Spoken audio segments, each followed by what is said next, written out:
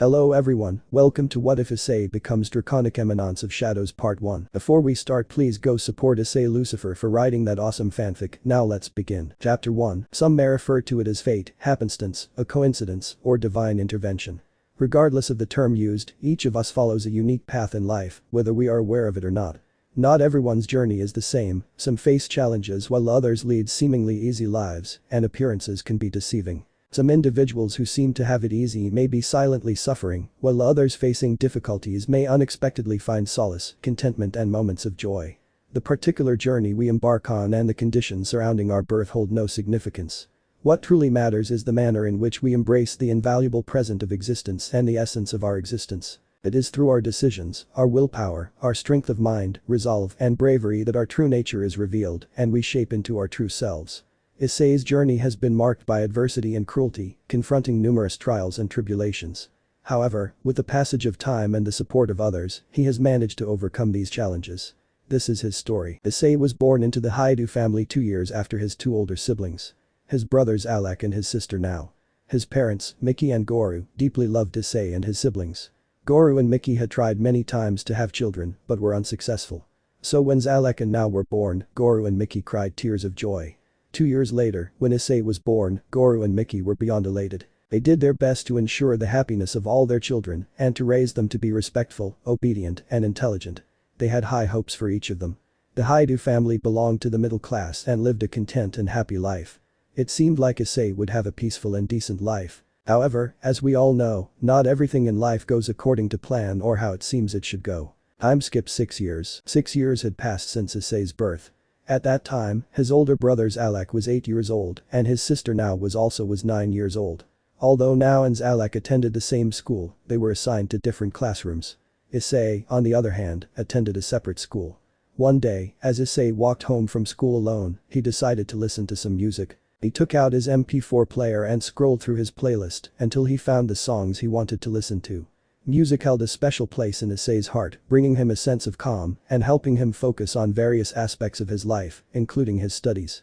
However, when he started listening to music in school, his teacher mistook it as a sign of slacking off and confiscated his MP4 player. After explaining himself, Issei managed to convince the teacher that he wasn't slacking off and his MP4 player was returned to him. Beyond its academic benefits, music served as a companion to Issei, alleviating his feelings of loneliness.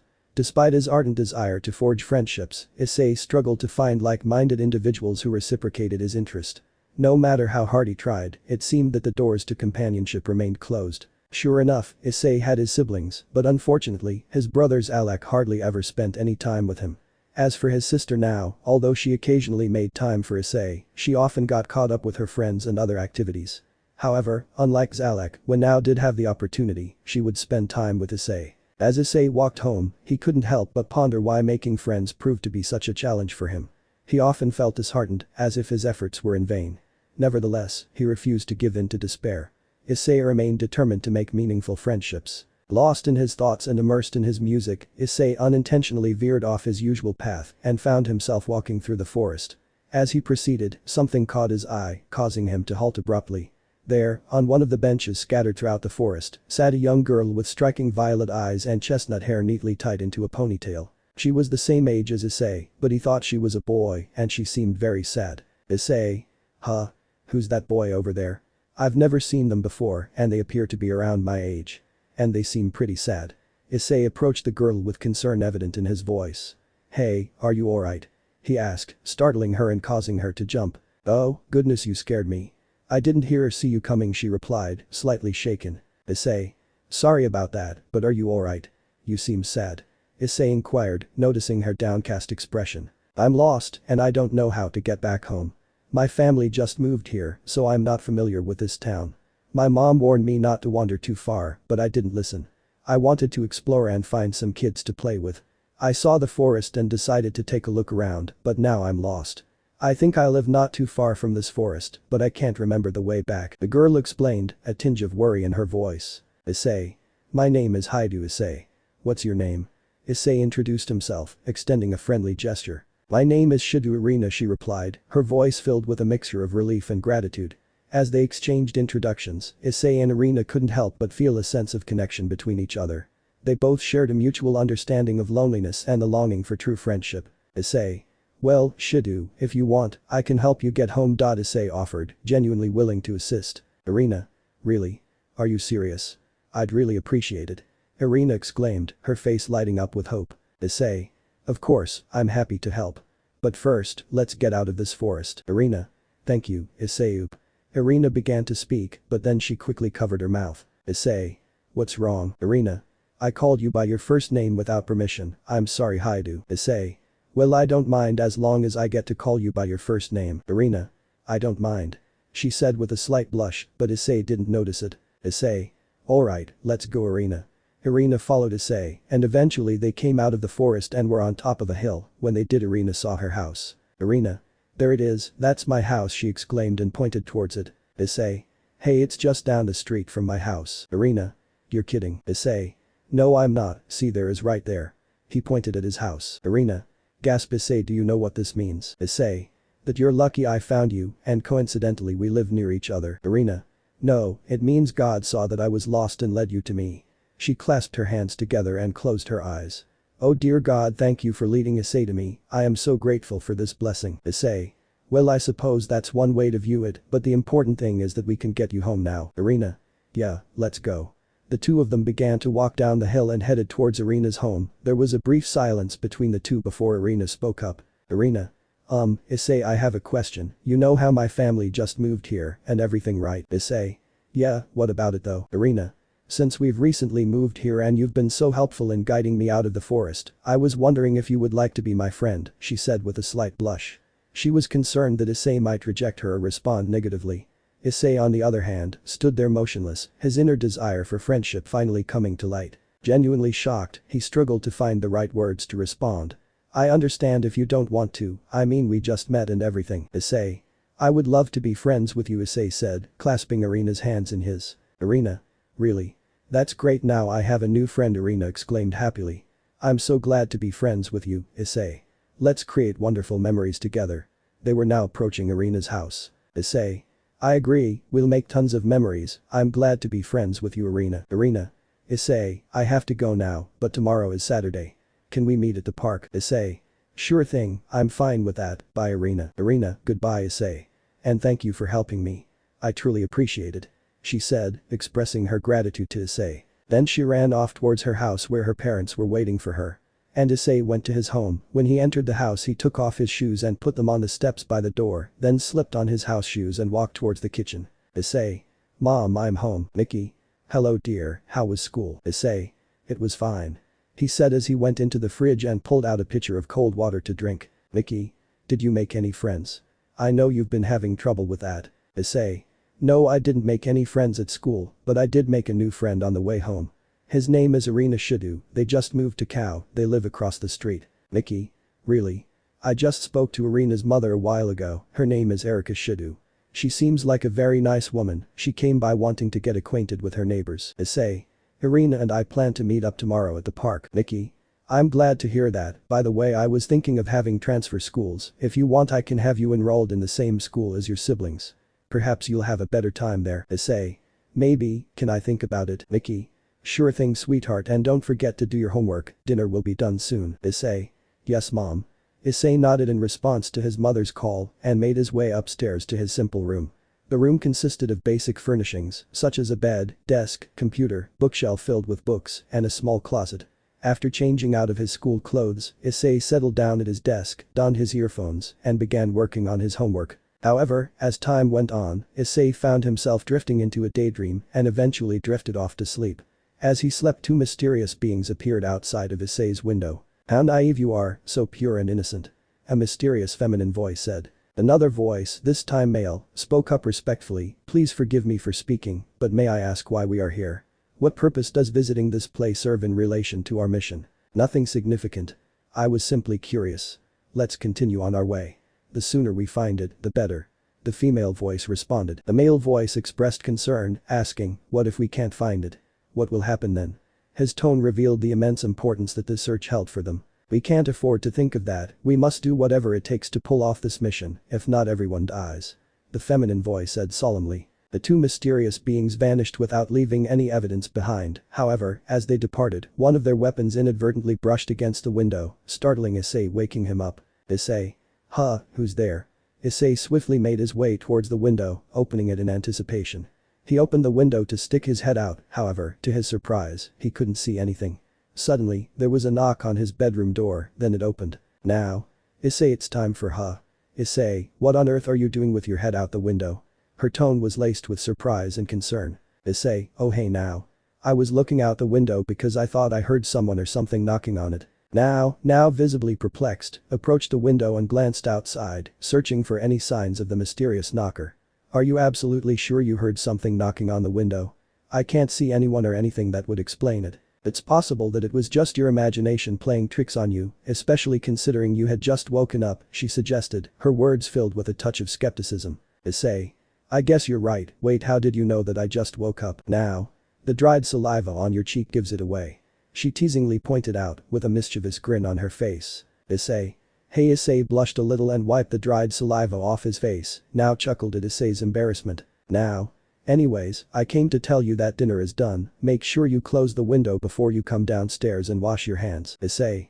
Sure thing, give me a minute or two and I'll be downstairs. Now. And the other thing, Issei. Yes, one-san, I'll make sure to wash my hands before coming to the dinner table. Now. Good, see you downstairs. She walked out of Issei's room and closed the door behind her, then she went downstairs. After she was gone, Issei walked over to the window, put his head out and looked again. Issei couldn't help but feel perplexed. Issei. It doesn't make sense, I could have sworn that I heard something knock on the window. Maybe now is right, maybe I imagined it. But still he was certain that he had heard a knock on the window, but maybe now was right, perhaps he had simply imagined it. Regardless, he decided to dismiss the thought and proceeded to close and lock the window. Afterward, he made his way to the bathroom to wash his hands before heading downstairs. As Issei descended the stairs, he noticed Now and Zalek already seated at the dinner table. His mother was busily retrieving some sauce from the stove, and Issei took a seat across from Now and Zalek. Unbeknownst to him, Zalek shot him a hostile glare, but Issei was too preoccupied with thoughts of the window and the mysterious noise he thought he had heard. Time skip next day. The following day, the sun continued to bathe Issei's serene face with its warm rays as he lay in bed.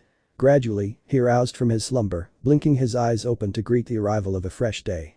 As the remnants of sleep dissipated, Issei stretched his limbs and emitted a satisfied sigh, feeling a sense of anticipation for what lay ahead. With newfound vigor, Issei discarded his cover, swung his legs over the edge of the bed, and stood upright. The room was suffused with a soft radiance, the morning light permeating through the curtains and adorning the walls with a gentle hue.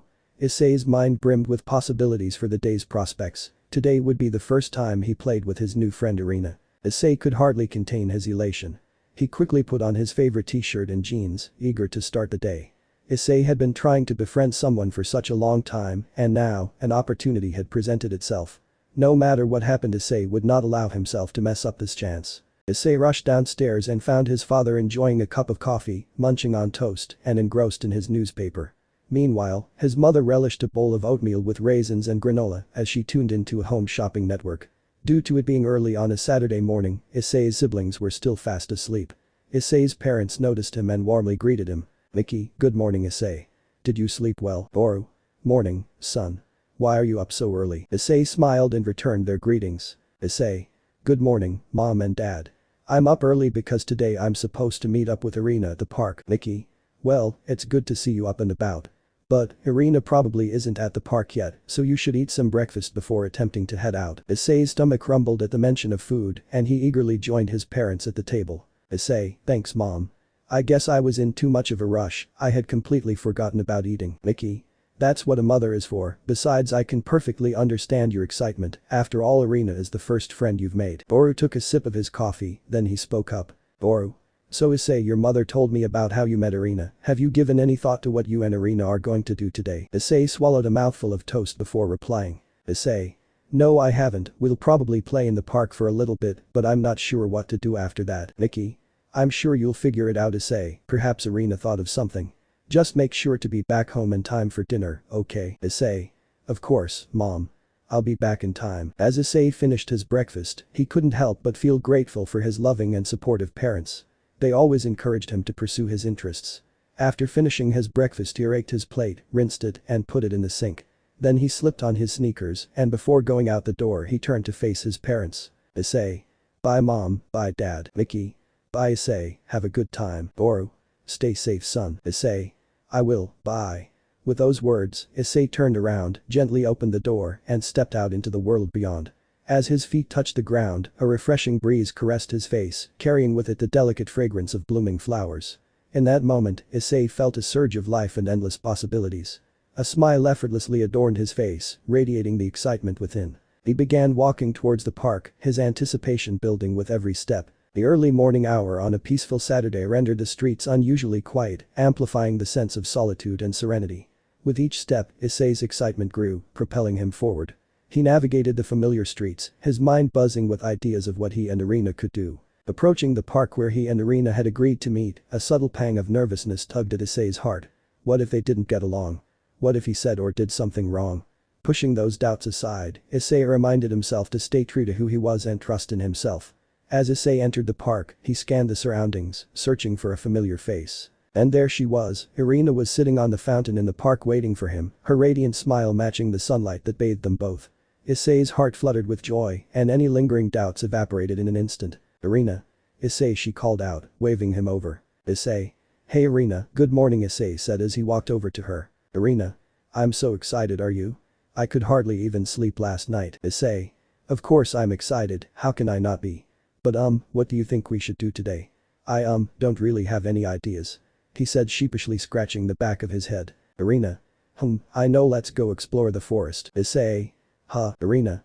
I know I got lost in the forest yesterday, but I really want to explore it, besides you'll be with me, so as long as I stick with you, I know I'll be safe. She said with a sweet smile. Issei. Alright fine then let's head to the forest. Upon reaching a decision the duo made their way towards the forest, it would take about 5 minutes to get there. Time skip 5 minutes, Issei and Irina finally arrived at the entrance to the forest, and when they went in, they were greeted by a symphony of chirping birds and the gentle rustling of leaves. The sunlight filtered through the dense canopy, casting a mesmerizing dance of shadows on the forest floor. Irina took a deep breath, inhaling the earthy scent of moss and the subtle fragrance of wildflowers, and her eyes sparkled with wonder as she took in the enchanting scenery. As they ventured deeper into the woods, Issei couldn't help but feel a sense of exhilaration mixed with a tinge of nervousness. The towering trees seemed to whisper ancient secrets, and the air carried a sense of mystery that beckoned them to explore further. Issei marveled at how nature could hold such captivating beauty and untold adventures within its embrace. Irina, with her infectious enthusiasm, led the way, her steps filled with a childish curiosity. Every now and then, they would stumble upon a hidden clearing adorned with vibrant wildflowers or encounter a playful family of squirrels darting among the branches. Issei found himself falling under the forest spell, his worries melting away in the embrace of nature's embrace. Issei. Irina, this place is amazing.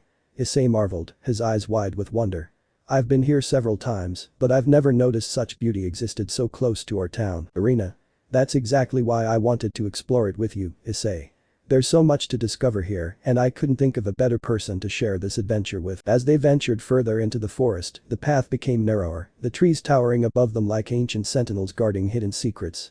Issei couldn't help but feel a mixture of awe and trepidation. The forest seemed to hold an aura of mystique, as if it were whispering tales of forgotten legends and enchanted creatures. They walked in comfortable silence, occasionally pointing out interesting flora and fauna they came across. Issei marveled at the vibrant colors of the wildflowers, while Irina eagerly identified different species of birds based on their songs. The forest was alive with a symphony of nature's harmonies. After a while, they stumbled upon a tranquil clearing, bathed in a soft golden light. In the center stood a majestic oak tree, its branches stretching out like a protective embrace. Irina's eyes sparkled with excitement as she tugged Issei towards it. Look at this tree, Issei. She said, her voice filled with reverence. I heard my parents say that some people believe this tree is older than the town itself. They say it holds the wisdom of past generations. Issei and Irina touched the rough bark, feeling a strange connection to the ancient tree. There was an undeniable energy emanating from it, as if it were a gateway to a world beyond their own. Irina, do you think there's more to this forest than meets the eye? He asked, his voice barely above a whisper. She nodded, her eyes gleaming with an adventurous spirit. I believe so, Issei. This forest holds secrets waiting to be discovered. And together, we'll uncover them. With renewed determination, they continued their exploration, their hearts filled with a sense of anticipation. The forest whispered its secrets to them, promising untold wonders and unforgettable experiences. Wildflowers, their petals swaying gently in the breeze. Irina would crouch down, her fingers delicately tracing the intricate patterns of each blossom, her eyes filled with awe and admiration. Issei couldn't help but be entranced by her genuine love for nature. It was infectious, spreading through his veins like wildfire. He found himself noticing the smallest details, like the delicate veins on a leaf or the harmonious symphony of sounds that filled the forest. It was as if the natural world had opened up a portal to a realm of magic and wonder, and he was happy enough to witness it alongside Irina. As they continued their journey, the forest seemed to transform around them. The trees became taller and more majestic, their trunks adorned with intricate carvings that seemed to tell stories of ancient civilizations long forgotten. Issei couldn't resist running his hand along the rough bark, feeling a connection to the past that sent shivers down his spine. The sunlight, now filtering through a tapestry of leaves, created a kaleidoscope of colors that danced upon their skin. Rays of golden light illuminated the path before them, guiding their way deeper into the heart of the forest. It was as if the forest itself was guiding them, revealing its hidden wonders one step at a time. Irina's curiosity seemed boundless, her steps always leading them towards unexplored territories. Issei couldn't help but admire her fearlessness, her willingness to embrace the unknown. Together, they ventured into moss-covered caves, where the echoes of their footsteps whispered secrets of forgotten civilizations. They crossed babbling brooks, their crystal-clear waters inviting them to dip their toes and refresh their spirits. They entered another cave and the deeper they went the darker it got. Issei and Irina both felt nervous, but Irina insisted on pushing on. As they walked they held hands and kept their other hand on the wall, so as not to fall. Issei. Irina, are you sure we shouldn't turn back? We've been walking for a while now and we haven't found anything, we should have brought flashlights. Irina. Relax Issei, we'll be fine, besides this darkness is a good thing. Issei. How come? Irina. Well, if my hunch is right, which I think it is, then. Issei. Then what, why are we stopping? Irina. Look, do you see the light in the crack in the wall? Issei. Yeah, but how is there light in here? Irina. Follow me, Irina said, tugging Issei in a direction. Issei. Irina, hold up, Issei shouted, but Irina didn't stop. She kept running and soon they ended up in a part of the cave full of crystals and geodes that lit up the cave. It was beautiful. As Issei and Irina stood in awe of the illuminated cave, their initial fears dissipated, replaced by a sense of wonder. The crystals shimmered in various shades, casting a mesmerizing glow across the chamber. Issei couldn't help but feel a surge of gratitude towards Irina for urging them to continue their exploration. They cautiously stepped forward, their eyes fixated on the dazzling display of nature's marvels.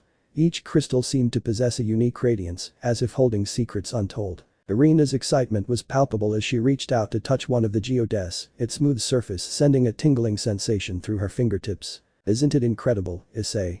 Irina exclaimed, her voice filled with awe. This is exactly what I've been searching for. My parents taught me that caves like this sometimes hide beautiful crystals and geodes. Issei. Yes, it's beyond incredible. I'm glad we kept going or we may have never seen this. I wonder if my dad even knows about this place. The darkness, once unsettling to Issei, now appeared as a necessary precursor to unveiling such enchantment. He marveled at the dance between light and shadow, realizing that even the dimmest moments can hold the potential for the most vibrant illumination. With each step further into the cavern, bathed in the glow of crystals, a subtle shift in the atmosphere became palpable. It was as though the very essence of the cave had come alive, whispering ancient secrets to those who dared to listen. Irina's hunch had led them to this remarkable sight, and Issei couldn't deny that her intuition had proven invaluable. Lost in their own world of wonder, Issei and Irina explored the cave with immense curiosity. They discovered intricate formations, their vibrant hues casting a kaleidoscope of colors on the cave walls. It was a symphony of nature's artistry, a masterpiece hidden away from the prying eyes of the world. As they continued their journey, Issei couldn't help but feel a sense of reverence for the cave. It was a sanctuary of tranquility, a place where time seemed to stand still. Each step they took brought them closer to unraveling the mysteries that lay dormant within the earth. Hours passed, and yet Issei and Irina remained captivated by the beauty that surrounded them. In this subterranean sanctuary, they found solace amidst the chaos of the outside world. The cave had become a testament to the power of perseverance and the rewards it could bestow. Continuing their journey, a profound sense of reverence washed over Issei.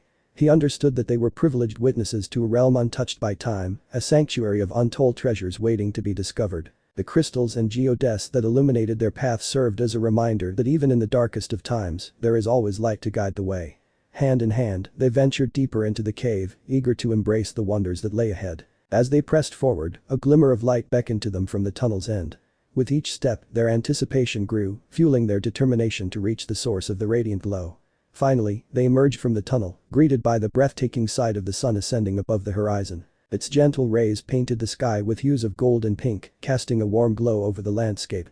The sheer beauty of the scene left them in awe, their hearts filled with wonder and gratitude. Irina.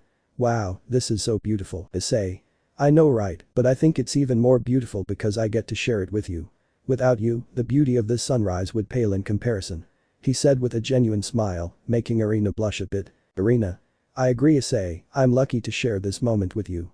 She said, still looking at the sunset, then she turned to Issei, her eyes filled with a mixture of gratitude and affection. Thank you for agreeing to be my friend, Issei. She whispered, her voice barely audible above the tranquil sounds of nature. This moment will forever hold a dear place in my heart. Issei's smile widened, his eyes reflecting the same sense of wonder, affection and gratitude Irina held. They stood there enjoying the beautiful sunset, its golden hues painting the sky with a breathtaking display.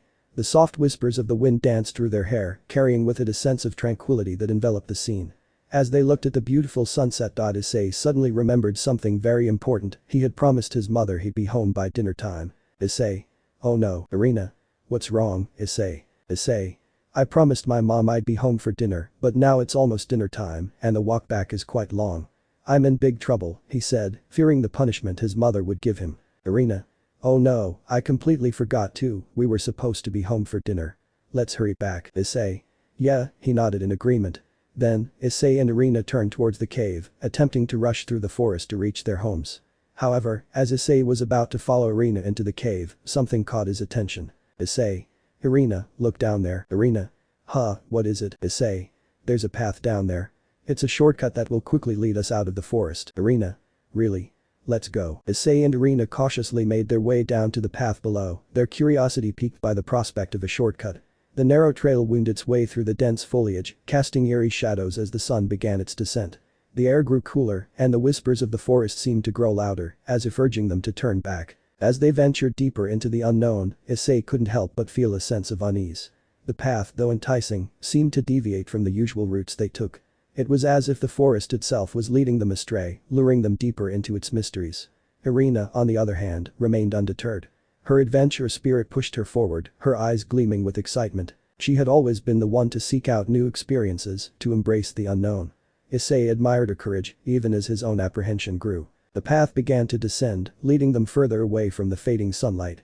The trees loomed overhead, their branches intertwining like skeletal fingers, casting eerie silhouettes on the forest floor. Issei's heart raced, a mix of fear and anticipation coursing through his veins. He couldn't shake the feeling that they were being watched, that hidden eyes followed their every move. Suddenly, a gust of wind rustled the leaves, creating an otherworldly symphony of whispers.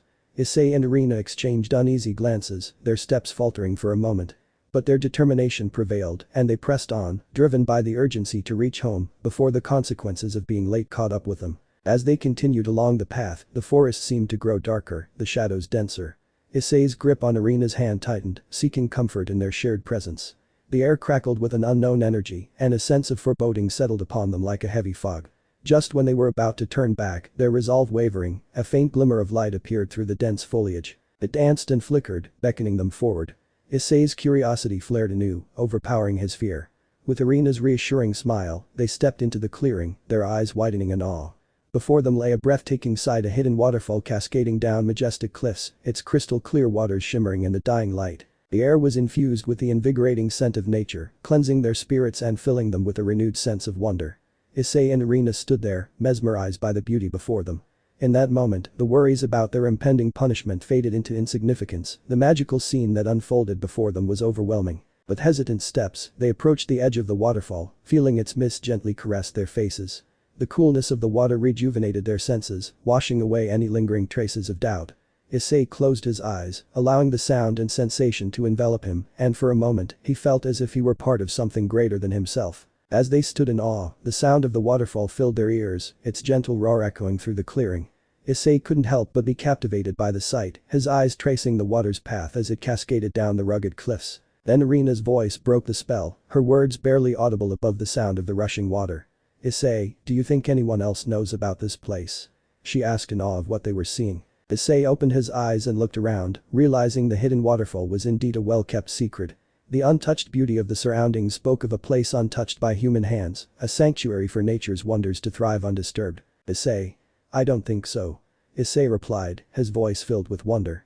It feels like we've stumbled upon a hidden world, a sanctuary just for us. Irina nodded in agreement and the both of them shared a moment of silent agreement, knowing that this place was meant to be cherished and protected. Then Issei noticed the lights of town. Issei. Irina, look, I can see the lights of town, we're almost home. And there'll still be daylight by the time we get there. Let's hurry. Issei said happily.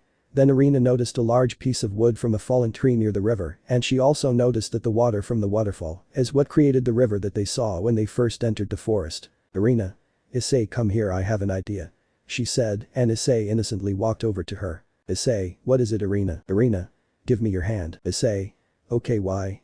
He asked curiously, he had a bad feeling about this. Irina didn't respond, instead she led Issei onto the large piece of wood from the fallen tree. Irina. Hold on tight. She got on the large piece of wood from the fallen tree and kicked against the bank, pushing the large piece of the wood fully into the river. They began moving fast on the river. Issei. Irina, are you crazy? You'll kaya, Issei yelled as the water sped up and carried faster down the river. Irina on the other hand was having fun. As they zoomed down the river, Issei's heart raced in his chest. The rush of adrenaline mixed with a tinge of fear, creating a cocktail of emotions he couldn't quite comprehend. He held onto the piece of wood tightly, his knuckles turning white with the effort. Irina, on the other hand, seemed to be in her element, her laughter echoing through the forest. The river twisted and turned, carrying them through a labyrinth of towering trees and lush vegetation. The sound of rushing water drowned out any other noise, leaving them completely immersed in the adventure. Issei couldn't help but feel a sense of awe at the sheer power of nature that surrounded them. As they continued their wild ride, Irina's eyes sparkled with mischief. She pointed ahead, where the river seemed to narrow and the current grew stronger. Issei's heart skipped a beat, realizing they were approaching a small rapid. Panic started to creep in, but Irina's infectious spirit kept him from succumbing to fear. With a determined glint in her eye, Irina braced herself for the upcoming challenge. She gripped the edges of the wooden raft, her fingers digging into the rough surface. As they plummeted into the rapid, the water crashed against their makeshift vessel, spraying them with a refreshing mist. Issei let out a mixture of exhilaration and terror, his voice lost in the roar of the water. Time seemed to blur as they navigated through the rapids. Their bodies bounced and swayed with the motion of the river, testing their balance and agility. Finally, the rapid subsided and they found themselves in calmer waters. The river stretched out before them, lazily winding its way through the tranquil forest. As they floated downstream, the sounds of nature enveloped them. The chirping of birds, the rustling of leaves in the breeze, and the gentle lapping of the water against the wooden raft created a symphony of serenity. Irina leaned back, her body relaxed against the comforting embrace of the river. Issei on the other hand was laying on his back trying to catch his breath. Issei. Panting, hey Irina. Irina. Yes Issei. Issei. You're crazy. Irina. Oh come on, it wasn't that bad, you gotta admit it was fun, besides look. Issei slowly sat up to see what Irina was pointing at and he saw they were back at the entrance of the forest. See, I got us down here a lot faster, now we definitely will make it home in time. Irina declared proudly, and Issei couldn't help but smile, realizing that sometimes the best adventures were the ones that took them by surprise. Issei. Well, I guess you're right, it was kinda fun. Irina. I knew you enjoyed it, now let's hurry up. She scrambled out of the makeshift boat onto the shore and Issei followed her, then they began walking out of the forest and to their homes. They ended up at the park, then they hugged and shared each other's address before parting ways. They both managed to make it home with 2 minutes to spare. Time skip next day. The following day was Sunday and Issei made the decision to sleep in a bit longer than usual as he was still tired from exploring the forest with Irina. However, as he lay in bed still asleep, his body began to twitch in discomfort and he found himself sweating profusely. The sun's rays streamed through his bedroom window, casting a warm glow on the walls. Issei's brows furrowed as he tried to shake off the unease that settled over him. Images of the ancient tree, caves, and other things that he and Irina had explored flashed through Issei's mind, sending a shiver down his spine. The rays of the morning sun gently filtered through the curtains, casting a warm glow on Issei's face. Slowly, he stirred from his slumber, his consciousness gradually overtaking the remnants of his dream. As he blinked his eyes open, he couldn't shake off the unease that settled in his mind. Rubbing the sleep from his eyes, Issei sat up, his body still feeling heavy and fatigued. The events of the previous day replayed in his mind, the excitement of exploring the mystical forest with Irina, the adrenaline coursing through his veins as they ventured deeper into the unknown. But now, a nagging discomfort tugged at every fiber of his being. The room felt stifling, the air heavy with an unexplained tension. Beads of sweat trickled down his forehead, mirroring the unease that had settled within him. He sat up in bed and wiped the beads of sweat from his forehead. Issei. Why am I sweating? It wasn't hot when I went to sleep last night. he said while looking down at his hand, and my throat feels so dry, I need some water. Throwing off the covers, Issei swung his legs over the side of the bed, his feet making contact with the cool wooden floor. Despite his protesting muscles, he gathered his strength and attempted to stand up. As he attempted to make his way to the bathroom, a wave of dizziness washed over him, causing him to stumble slightly. However, he managed to catch himself with his hands before he fell. Now on his hands and knees, Issei panted heavily, his vision starting to blur as if the room was shifting. Struggling to regain his composure, Issei crawled slowly across the floor towards the bathroom. Upon reaching his destination, he turned on the sink faucet and positioned his mouth beneath it, relishing the cold water that quenched his thirst. At the same time, he let the refreshing water cascade against his face, hoping it would alleviate the discomfort he was experiencing. After drinking some cold water from the sink and letting it hit his face, Issei experienced a slight improvement in his condition. However, as he gazed into the mirror, he was taken aback by what he saw. The reflection staring back at him appeared to be his own, but his complexion had turned an alarming pallor, and dark circles had formed beneath his eyes. This sight filled Issei with horror, as it was a vivid manifestation of the inner turmoil he was experiencing. Issei. What is happening to me? He cried out, his voice trembling with fear. Suddenly, a searing pain shot through his left arm, causing Issei to cry out in agony. His arm had become grotesquely distorted, with large black bulges protruding from the flesh, rendering it an unsightly and repulsive sight. Issei stumbled backward, clutching his deformed arm in disbelief. Panic surged through his veins as he grappled with the terrifying reality unfolding before him. Each passing second seemed to amplify the pain, intensifying the throbbing sensation that pulsed through his entire body. And to make matters worse, he started coughing up a significant amount of blood. Desperate to stop the flow, he instinctively tried to use his hands, but the blood continued to gush out uncontrollably. Helpless, he found himself lying on the cold bathroom floor, still coughing up blood. Suddenly, an overwhelming sensation of being strangled overcame him, and to his horror, one black snake and one purple snake emerged from his throat and fell onto the floor that was covered in Issei's blood. Issei could do nothing but lay there, completely paralyzed by fear and disbelief, as he witnessed this horrifying spectacle. The sight of the snake slithering on the blood-soaked tiles sent shivers down his spine, then the two snakes began fighting. Issei's heart pounded in his chest as he watched the black snakes fight on the blood-soaked tiles. Fear had now completely taken hold of him, clouding his mind with disbelief. How had this come to pass? It felt like a nightmare, but the pain in his body was all too real. As his trembling gaze followed the serpents, he noticed their eyes. One had black eyes, and the other snake had purple eyes, both of the eyes seemed to radiate malevolence. The snakes moved with an eerie grace, their scales glistening in the dim light of the room. Issei could feel the weight of their presence, suffocating him with each passing second. Noticing that the snakes paid no attention to him, Issei made the decision to attempt an escape. If he could manage to crawl out of the bathroom, he could potentially trap the snakes inside. With a surge of determination, Issei summoned all his strength and willed his body to move. Slowly and painfully, inch by inch, he managed to drag himself away from the snakes, leaving behind a trail of blood. The pain in his throat grew more intense, serving as a constant reminder of the bizarre nightmare he had just experienced. Unfortunately, Issei's relief was short-lived as the snakes suddenly became aware of his presence. They stopped fighting and fixed their unsettling gaze directly on him, their eyes filled with a hunger that chilled him to the core.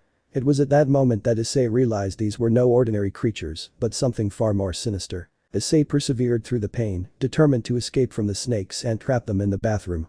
However, his efforts proved fruitless. The black snake sank its fangs into Issei's right foot, causing a jolt of agony to course through his body. He couldn't help but scream in pain, his right leg now bore a resemblance to his grotesque, distorted, and repulsive left arm. While Issei writhed in excruciating pain, a rough sensation scraped against his face, a relentless reminder of the impending horror. The beauty of the purple snake, its venomous gaze fixated upon him, held him captive. He couldn't help but admire its beauty, even in the midst of the overwhelming terror. But what transpired next surpassed the boundaries of his worst nightmares. With a sadistic hunger, the purple snake lunged, sinking its venom-laden fangs deep into Issei's tender eyeball. The excruciating agony tore through his body, ripping apart his sanity as the snake mercilessly devoured his eye. Issei's anguished screams pierced the air, mingling with the sickening sound of flesh being torn apart. Frantically, Issei clawed at the snake, desperately trying to pry it away from his mutilated eye socket. Blood cascaded down his face, staining his vision crimson as he crumpled to the unforgiving ground. Every fiber of his being convulsed with unimaginable agony, his body trembling uncontrollably. The world around him seemed to blur, distorted by the unimaginable pain. Time warped, stretching into an eternity of suffering. Issei's mind fought to maintain a grip on reality, but the torment threatened to consume him entirely. In that moment, he was nothing more than a broken vessel of anguish, stripped of hope and drowning in a sea of his own blood. As the excruciating pain radiated through Issei's body, he found himself paralyzed with shock and disbelief. The throbbing agony in his eye socket intensified with each passing second, while his mind struggled to comprehend the bizarre turn of events. He wished someone would end this hellish nightmare. Fortunately or rather unfortunately, Issei was about to be granted his wish. Issei was currently still lying on the floor on his back when he felt an excruciating pain in his stomach and two large snakes tore out of Issei's stomach. One snake was red and the other snake looked abominable. One almost couldn't call it a snake. Issei's body convulsed in agony as the two menacing snakes writhed free from his torn stomach. The excruciating pain intensified with every movement they made. The blood was gushing out like a fountain. It was a miracle that Issei was even still alive. After the departure of the red and abominable snakes from Issei's bloody stomach, they engaged in a fierce battle with each other. Soon, a black and purple snake joined the fray. The four snakes writhed and struggled, each one sinking its teeth into the others.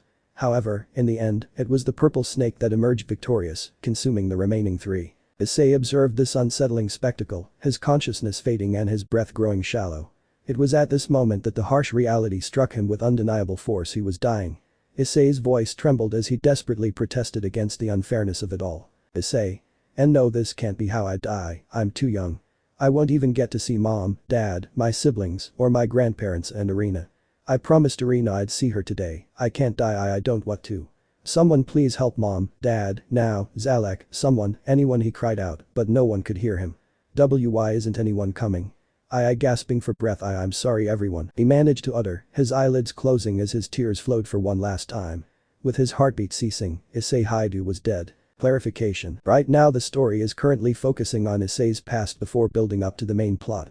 The reason why the story is being rewritten is because it was sloppy, and with the way it was going the readers weren't able to properly and fully connect to the story and our protagonist Issei. Those of you who have already read the original part version of the story, please don't provide any spoilers will be deleted. And I know a lot of you are probably thinking you could have just done flashbacks.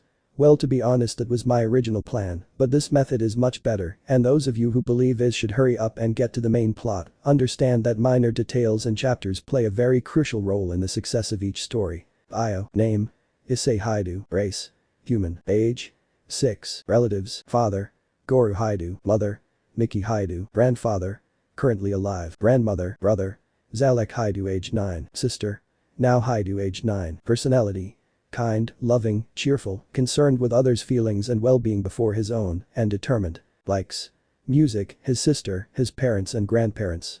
Manga and anime, heroes, action movies, martial art tournaments, science, and good people. Dislike bullies, people who look down on others, unfairness, and his brother. Chapter 2. Recap from last time. The following day was Sunday, and Issei decided to sleep in a bit longer than usual, as he was still tired from exploring the forest with Irina. However, as he lay in bed still asleep, his body began to twitch in discomfort and he found himself sweating profusely.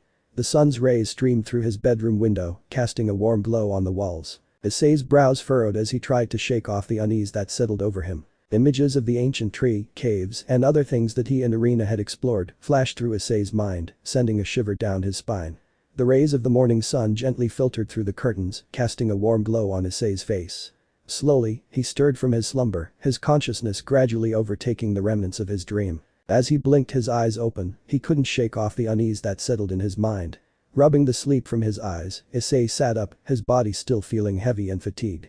The events of the previous day are replayed in his mind, the excitement of exploring the mystical forest with Irina, the adrenaline coursing through his veins as they ventured deeper into the unknown. But now, a nagging discomfort tugged at every fiber of his being. The room felt stifling, the air heavy with an unexplained tension. Beads of sweat trickled down his forehead, mirroring the unease that had settled within him. He sat up in bed and wiped the beads of sweat from his forehead. Issei. Why am I sweating? It wasn't hot when I went to sleep last night. He said while looking down at his hand, and my throat feels so dry, I need some water. Throwing off the covers, Issei swung his legs over the side of the bed, his feet making contact with the cool wooden floor. Despite his protesting muscles, he gathered his strength and attempted to stand up. As he attempted to make his way to the bathroom, a wave of dizziness washed over him, causing him to stumble slightly. However, he managed to catch himself with his hands before he fell. Now on his hands and knees, Issei panted heavily, his vision starting to blur as if the room was shifting. Struggling to regain his composure, Issei crawled slowly across the floor toward the bathroom. Upon reaching his destination, he turned on the sink faucet and positioned his mouth beneath it, relishing the cold water that quenched his thirst. At the same time, he let the refreshing water cascade against his face, hoping it would alleviate the discomfort he was experiencing. After drinking some cold water from the sink and letting it hit his face, Issei experienced a slight improvement in his condition. However, as he gazed into the mirror, he was taken aback by what he saw. The reflection staring back at him appeared to be his own, but his complexion had turned an alarming pallor, and dark circles had formed beneath his eyes. This sight filled Issei with horror, as it was a vivid manifestation of the inner turmoil he was experiencing. "Issei. What is happening to me?" he cried out, his voice trembling with fear. Suddenly, a searing pain shot through his left arm, causing Issei to cry out in agony. His arm had become grotesquely distorted, with large black bulges protruding from the flesh, rendering it an unsightly and repulsive sight. Issei stumbled backward, clutching his deformed arm in disbelief. Panic surged through his veins as he grappled with the terrifying reality unfolding before him. Each passing second seemed to amplify the pain, intensifying the throbbing sensation that pulsed through his entire body. And to make matters worse, he started coughing up a significant amount of blood. Desperate to stop the flow, he instinctively tried to use his hands, but the blood continued to gush out uncontrollably. Helpless, he found himself lying on the cold bathroom floor, still coughing up blood. Suddenly, an overwhelming sensation of being strangled overcame him, and to his horror, one black snake and one purple snake emerged from his throat and fell onto the floor that was covered in Issei's blood. Issei could do nothing but lay there, completely paralyzed by fear and disbelief, as he witnessed this horrifying spectacle. The sight of the snake slithering on the blood-soaked tiles sent shivers down his spine, then the two snakes began fighting. Issei's heart pounded in his chest as he watched the black snakes fight on the blood-soaked tiles. Fear had now completely taken hold of him, clouding his mind with disbelief. How had this come to pass? It felt like a nightmare, but the pain in his body was all too real. As his trembling gaze followed the serpents, he noticed their eyes. One had black eyes, and the other snake had purple eyes, both of the eyes seemed to radiate malevolence. The snakes moved with an eerie grace, their scales glistening in the dim light of the room. Issei could feel the weight of their presence, suffocating him with each passing second. Noticing that the snakes paid no attention to him, Issei decided to attempt an escape. If he could manage to crawl out of the bathroom, he could potentially trap the snakes inside. With a surge of determination, Issei summoned all his strength and willed his body to move. Slowly and painfully, inch by inch, he managed to drag himself away from the snakes, leaving behind a trail of blood. The pain in his throat grew more intense, serving as a constant reminder of the bizarre nightmare he had just experienced. Unfortunately, Issei's relief was short-lived as the snakes suddenly became aware of his presence. They stopped fighting and fixed their unsettling gaze directly on him, their eyes filled with a hunger that chilled him to the core. It was at that moment that Issei realized these were no ordinary creatures, but something far more sinister. Issei persevered through the pain, determined to escape from the snakes and trap them in the bathroom. However, his efforts proved fruitless. The black snake sank its fangs into Issei's right foot, causing a jolt of agony to course through his body. He couldn't help but scream in pain, his right leg now bore a resemblance to his grotesque, distorted, and repulsive left arm. While Issei writhed in excruciating pain, a rough sensation scraped against his face, a relentless reminder of the impending horror. The beauty of the purple snake, its venomous gaze fixated upon him, held him captive. He couldn't help but admire its beauty, even amid the overwhelming terror. But what transpired next surpassed the boundaries of his worst nightmares. With a sadistic hunger, the purple snake lunged, sinking its venom-laden fangs deep into Issei's tender eyeball. The excruciating agony tore through his body, ripping apart his sanity as the snake mercilessly devoured his eye. Issei's anguished screams pierced the air, mingling with the sickening sound of flesh being torn apart. Frantically, Issei clawed at the snake, desperately trying to pry it away from his mutilated eye socket. Blood cascaded down his face, staining his vision crimson as he crumpled to the unforgiving ground. Every fiber of his being convulsed with unimaginable agony, his body trembling uncontrollably. The world around him seemed to blur, distorted by the unimaginable pain. Time warped, stretching into an eternity of suffering. Issei's mind fought to maintain a grip on reality, but the torment threatened to consume him entirely. At that moment, he was nothing more than a broken vessel of anguish, stripped of hope and drowning in a sea of his own blood. As the excruciating pain radiated through Issei's body, he found himself paralyzed with shock and disbelief. The throbbing agony in his eye socket intensified with each passing second, while his mind struggled to comprehend the bizarre turn of events. He wished someone would end this hellish nightmare. Fortunately, or rather, unfortunately, Issei was about to be granted his wish. Issei was currently still lying on the floor on his back when he felt an excruciating pain in his stomach, and two large snakes tore out of Issei's stomach. One snake was red, and the other snake looked abominable. One almost couldn't call it a snake. Issei's body convulsed in agony as the two menacing snakes writhed free from his torn stomach. The excruciating pain intensified with every movement they made, the blood was gushing out like a fountain. It was a miracle that Issei was even still alive. After the departure of the red and abominable snakes from Issei's bloody stomach, they engaged in a fierce battle with each other. Soon, a black and purple snake joined the fray. The four snakes writhed and struggled, each one sinking its teeth into the others. However, in the end, it was the purple snake that emerged victorious, consuming the remaining three. Issei observed this unsettling spectacle, his consciousness fading and his breath growing shallow. It was at this moment that the harsh reality struck him with undeniable force. He was dying.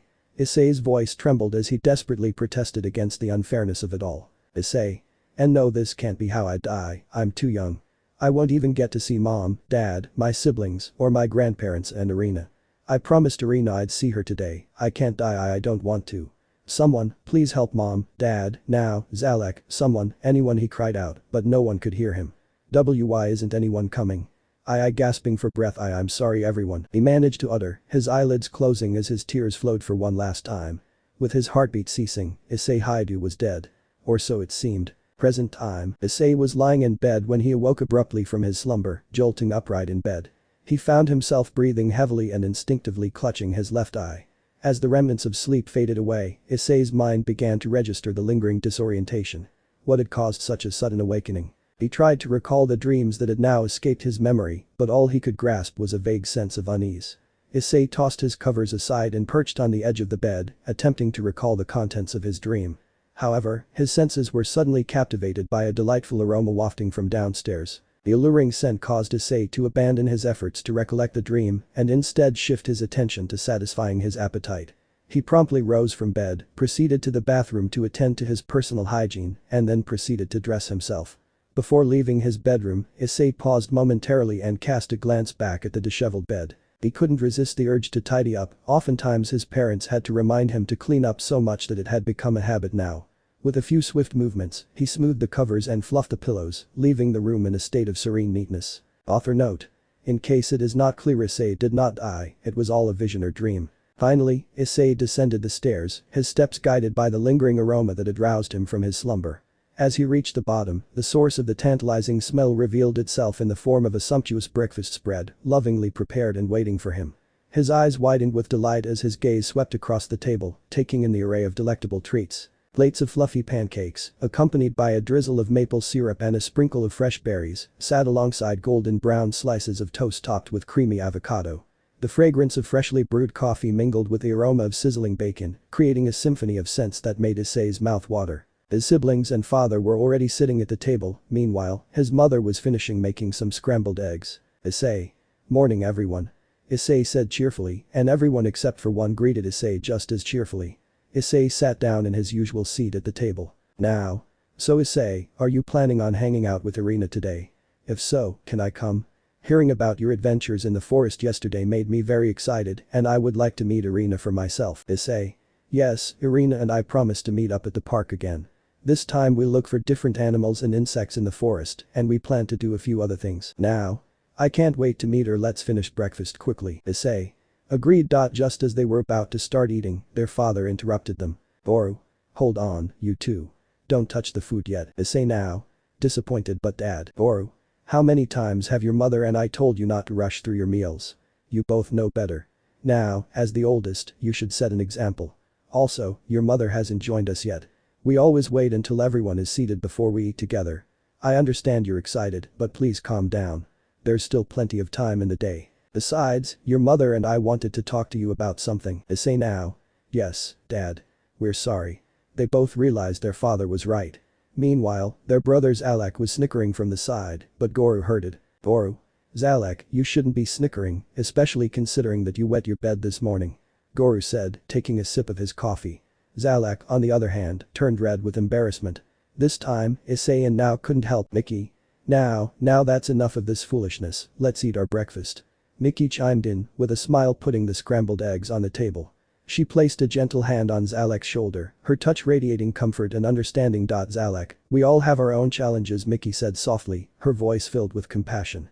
Wetting the bed is not something to be ashamed of. It's a natural part of growing up and it takes some longer than others. Zalek looked up at his mother, his embarrassment slowly melting away as he absorbed her comforting words. Now then, I want the three of you to apologize to each other. Issei now. Sorry Zalek. Zalek.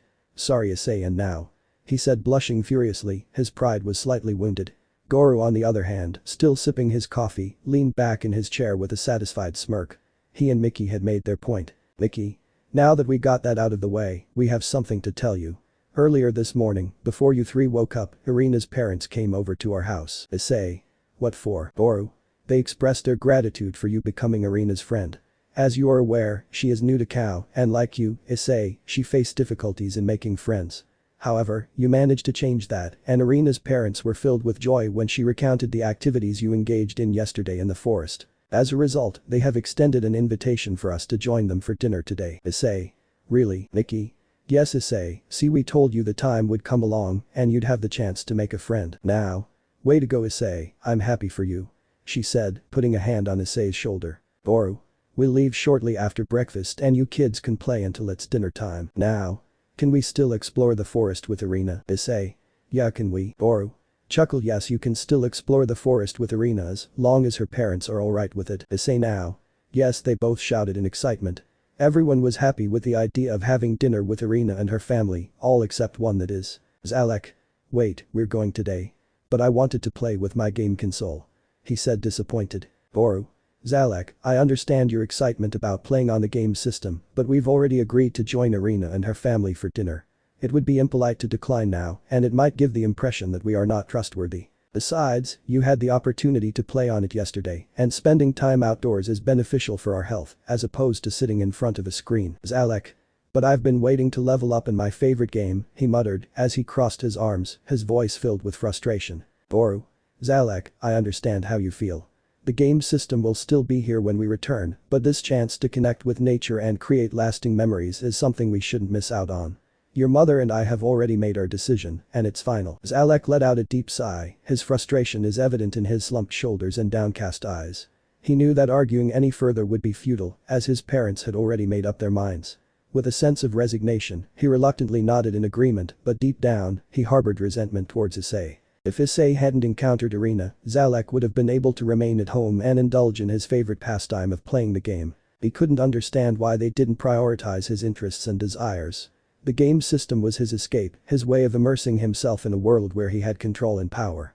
It was where he felt truly alive. Time skipped 10 minutes later. After completing their breakfast, Issei and Ao politely excused themselves from the table. They cleared their plates and cleaned them, then they cleaned the area where they ate before going upstairs to get ready to head to Irina's house. Soon after, their parents also finished their meal. Zalek, however, remained at the table, feeling frustrated about not being able to play his game system due to having to meet Irina and her family. He was trying to figure out a way to get out of it, and that's when a mischievous idea entered his mind. Leaning back in his chair, Zalek let out a sigh of exasperation. The thought of spending the entire afternoon in the presence of Irina and her family was unbearable to him. He had been eagerly waiting for this day to conquer the final level of his favorite game, and now it seemed like all hope was lost. As he pondered his predicament, his eyes wandered to the window, where a group of crows were cawing and fluttering their wings. Suddenly, inspiration struck him like a bolt of lightning. With a mischievous grin spreading across his face, Zalek formulated a plan that he believed would grant him the freedom he so desperately desired. Quietly, he slipped away from the table and tiptoed towards the garage, careful not to attract any attention. Opening the creaky door, he stepped into a world of tools, boxes, and forgotten treasures. Zalek's eyes scanned the shelves until they landed on an old, dusty disguise kit his father had used for a costume party years ago. With nimble fingers, he grabbed the disguise kit and hurriedly retreated to his room. As he meticulously applied layers of makeup, Zalek now appeared to be very sick. Peering into the mirror, he couldn't help but chuckle at his ingenuity. Confident in his disguise, Zalek made his way back downstairs, his heart racing with anticipation. He found his parents engrossed in a conversation about their plans for the day. Seizing the perfect moment, he approached them, adopting a timid and innocent demeanor. Zalek. Mom, Dad, he began, his voice quivering slightly, I've been feeling a bit under the weather this morning. I think it would be best if I stayed home instead of going to Irina's house. I wouldn't want to ruin the day for everyone. His parents exchanged worried glances, concern etched on their faces. Zalek's acting skills were truly put to the test as he feigned a weak cough and a pitiful expression. His mother placed a comforting hand on his forehead, checking for signs of fever. Mickey. Oh, my poor dear, she exclaimed, her voice filled with genuine worry. You do look pale. Perhaps it's best if you rest today. We'll make sure to bring you something nice from Irina's house." Suppressing a triumphant grin, Zalak nodded weakly, trying his best to appear grateful for their concern. Then he laid down on the couch furthering his act. Then Issei and now came downstairs and saw Zalak lying on the couch looking sick. "Issei. Zalak, what happened to you?" "Now. Mom, Dad, is Zalak okay?" "Mickey. Unfortunately your brother isn't feeling well, we may have to leave him behind." "Issei now. What? But we were planning stuff for us to do with Irina." "Mickey. I know how badly you two want Zalak to come, your father and I also want Zalak to come as well, but Zalak's health comes first." "Now. But what could have caused this?" "Boru. I think I know, it was this," he said, holding the jug of milk in his hand that had been sitting directly next to Zalak's cup. "The milk is past its expiration date, Zalak must have not noticed it because his cup has milk in it," he said seriously, then he put the jug of milk back on the table. And by keeping up his act, Zalak coughed loudly and held his stomach pretending to be in pain. "Mickey. Oh Zalak, I'm so sorry for not noticing that the milk was expired, had I noticed it was expired, I most definitely would have tossed it away." "Zalak. It's not your fault mother, I should have cough. "Mickey. Try not to speak, you need to rest, we understand that you don't feel well so we'll leave you here." "Alright. Or do you want one of us to stay with you?" "Zalak. No mother, please go without me, I don't want to hold you guys back and ruin things for Issei. I know how excited he is." Cough. "Mickey. Alright, if you insist. I'll go look for some medicine." "Boru. I'll help." He followed Mickey upstairs to find some medicine for Zalak. "Issei. One-san, is there anything I can do for you?" "Zalak. Weak voice, actually there is, can you please bring me some lemonade? My throat feels dry." Fake coughing. "Issei. Of course." Issei walked away towards the kitchen to get Zalak some lemonade and now also walked off leaving Zalak on the couch pretending to be sick. "Zalak. This is perfect, everyone thinks I'm sick, all I have to do is wait for everyone to leave and then I can." "Now. Hey Zalak, sit up," she said, interrupting his thoughts. "Zalak. Weak voice, okay," he said as he slowly sat up. "What is it?" "Now. Here, eat this," she said holding a teaspoon that had some sort of clear jelly inside. "Zalak. What is it?" "Now. Castor oil, it will make you feel better," she said with a sweet and innocent smile. However, upon hearing now utter those words, Zalak's complexion turned paler than any amount of makeup could achieve, he resembled someone who had just seen a ghost.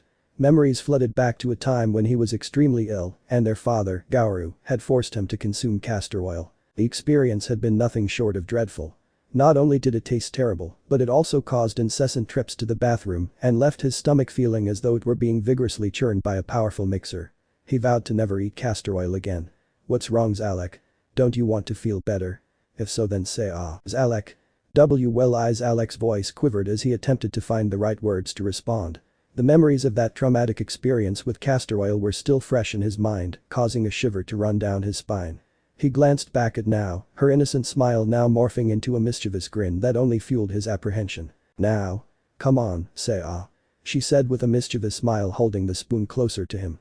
It was as if she knew exactly what she was doing, taunting him with the very thing he dreaded. Zalak took a step back, his hesitant eyes locked with Now's mischievous gaze. Taking a deep breath, Zalak barely mustered up the courage to speak. "Now, you know how much I despise castor oil," Zalak finally managed to say, his voice filled with both fear and frustration. "That incident with our father scarred me for life. I can't go through that again." Now's smile widened, revealing more of her playfulness. "Oh Zalak, you're so dramatic," she teased, taking a step closer. "Issei. Zalak, I got the huh."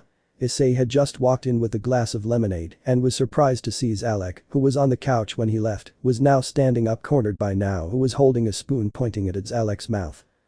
What's going on here?" "Now. Oh Issei, you're back and just in time, I was giving Zalak some castor oil so he could feel better. The lemonade you brought will help him get the taste out of his mouth." "Issei. Oh, so that's why Zalak wanted lemonade instead of water, I thought it was strange that he wanted lemonade, but now I understand." "Now. That's correct Issei, now say ah Zalak," she said, still trying to feed him the castor oil. "Zalak. Oh you know what I actually need better now," he said, desperately trying to get out of this situation and avoid having to eat castor oil. It would seem that Zalak's plan of pretending to be sick so he could stay home was backfiring. The milk wasn't spoiled, Zalak had simply messed up the expiration date a bit so that it would seem to be expired. Had Goro or Mickey smelled the milk they would have noticed it immediately. "Goro. Is that so?" he said standing in front of the staircase. "Zalak. Huh, why yeah I feel a lot better. I guess the milk had simply upset my stomach. God, where did Dad come from? I didn't hear him come downstairs." "Mickey. That's great, now we don't have to leave you behind. Now you can put the castor oil up, I don't think Zalek needs it now. Oh, fine, I'll go put it back. She was saddened, but she obeyed her parents and put the castor oil up. As Now walked away, Zalek couldn't help but notice a hint of suspicion in her eyes. He wondered if she had caught on to his little charade, but brushed off the thought as mere paranoia.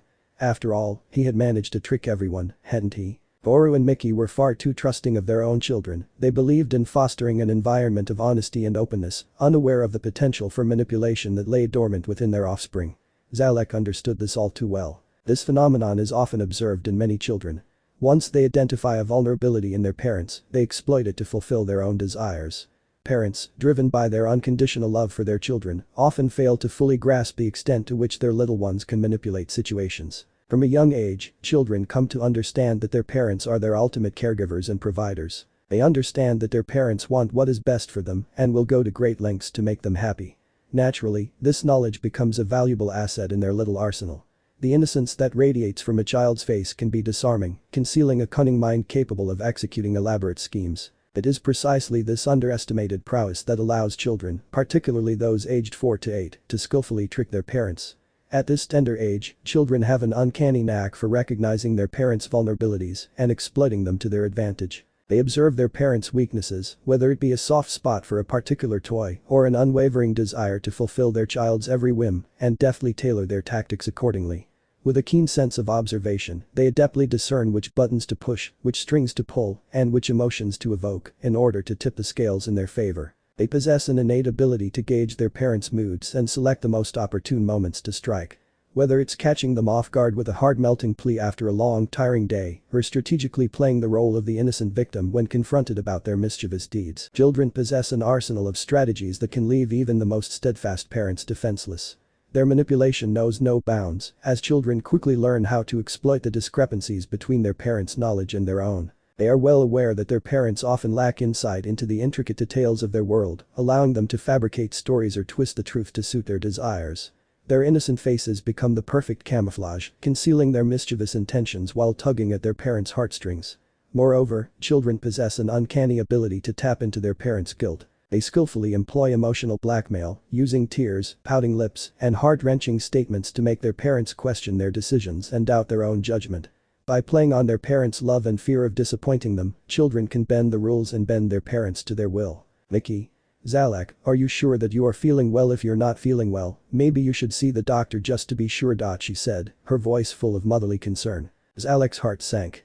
The thought of a doctor's visit was even worse than the castor oil he had been desperately trying to avoid. Doctors were one of the many things that terrified Zalek, he quickly interjected, hoping to divert his mother's attention. Zalek. No, Mom, I feel better now, really it was just a passing stomachache, there's no need for a doctor. Mickey regarded him with a skeptical gaze, but ultimately relented.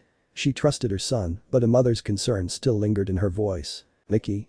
Alright, Zalek. But if you start feeling worse or if this happens again, we're taking you to the doctor. Understood. Zalek nodded, grateful that he had managed to dodge the doctor's appointment for now.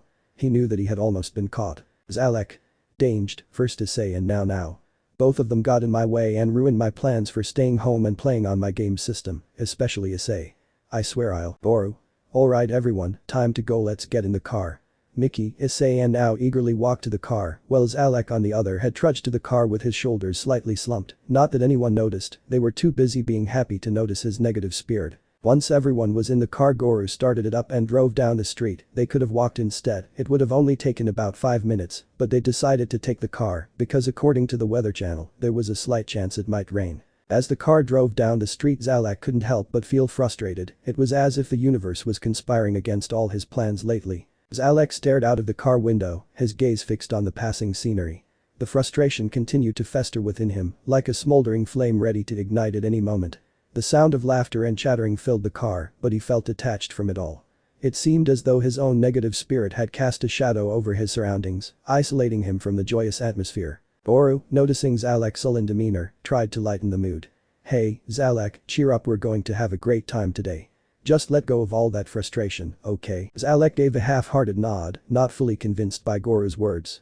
It was hard for him to let go of his disappointment. He had been looking forward to spending the day immersed in his virtual world, conquering kingdoms and slaying dragons. But fate had other plans, it seemed. Deep down inside, Zalek knew that Issei and now weren't to blame, but his hatred for Issei was outweighing his common sense.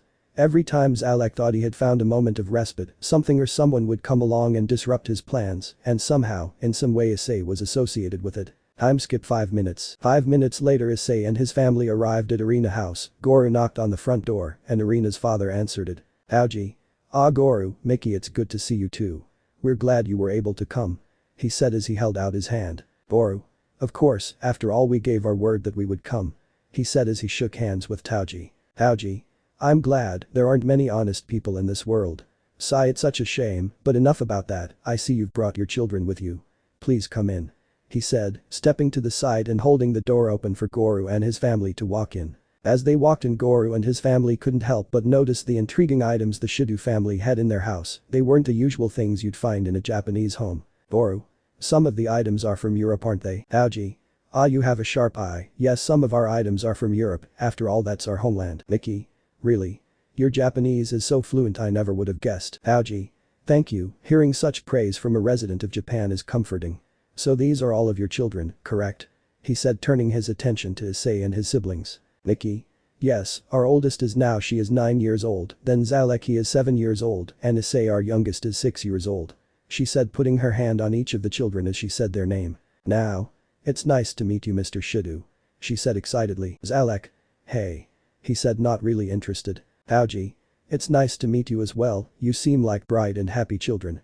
First and foremost, Issei, I would like to express the heartfelt gratitude of me and my wife, Arsha.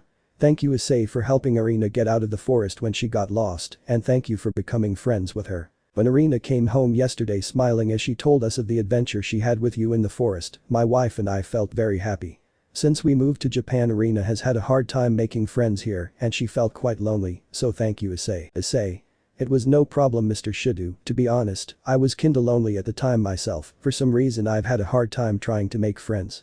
So I am very glad that I met Arena and I am grateful for her friendship. Aoji smiled warmly at Issei's response, feeling a sense of relief wash over him.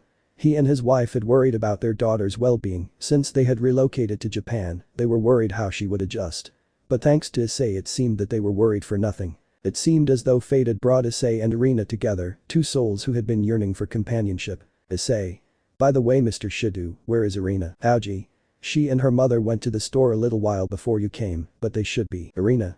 Issei, you're here, she shouted, entered the house from the backyard, then she ran towards Issei, hugging him tightly. She nearly knocked Issei down. Erika. Arena, be careful or you'll hurt him. You can't just tackle someone. Arena's mother scolded her. Arena. I'm sorry, Mom, she said sheepishly. I was just so happy to see Issei. Arena said as she got off of Issei and helped him up. Erika. Sorry about Arena, she can be a bit wild at times, I hope you can forgive her Issei. Issei. It's fine, there's no need to apologize, I'm not hurt or anything. Erika. I'm glad to hear that, my name is Erika Shido, I am Arena's mother.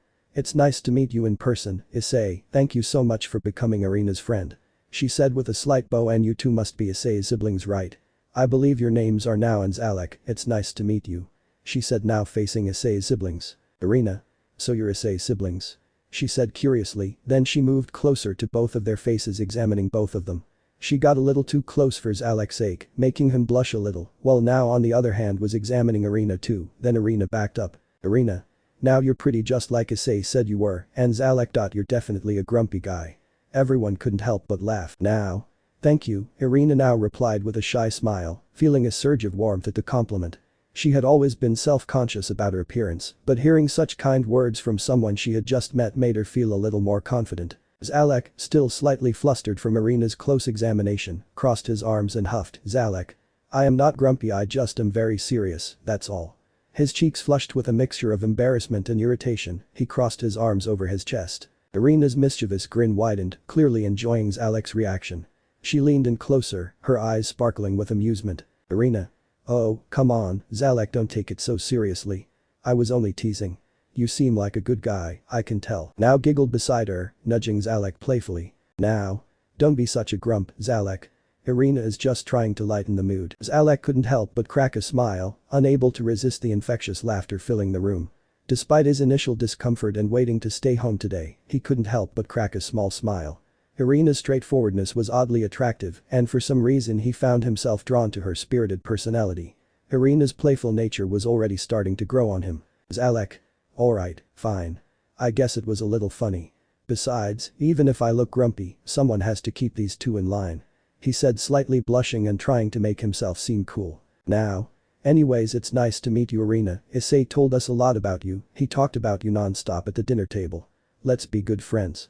She said, clasping Irina's hands. Irina. Yes, we'll have tons of fun. She said as both of the girls jumped up and down with excitement. The parents chuckled, watching the interaction between the four young individuals. Howji. They're getting along pretty well with Irina and they only just met. He said with a smile on his face. Boru.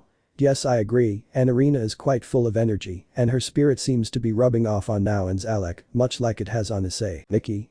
I agree, since meeting Irina a couple of days ago, Issei has become a bit more lively than usual. Erica. Irina has a gift, she said softly.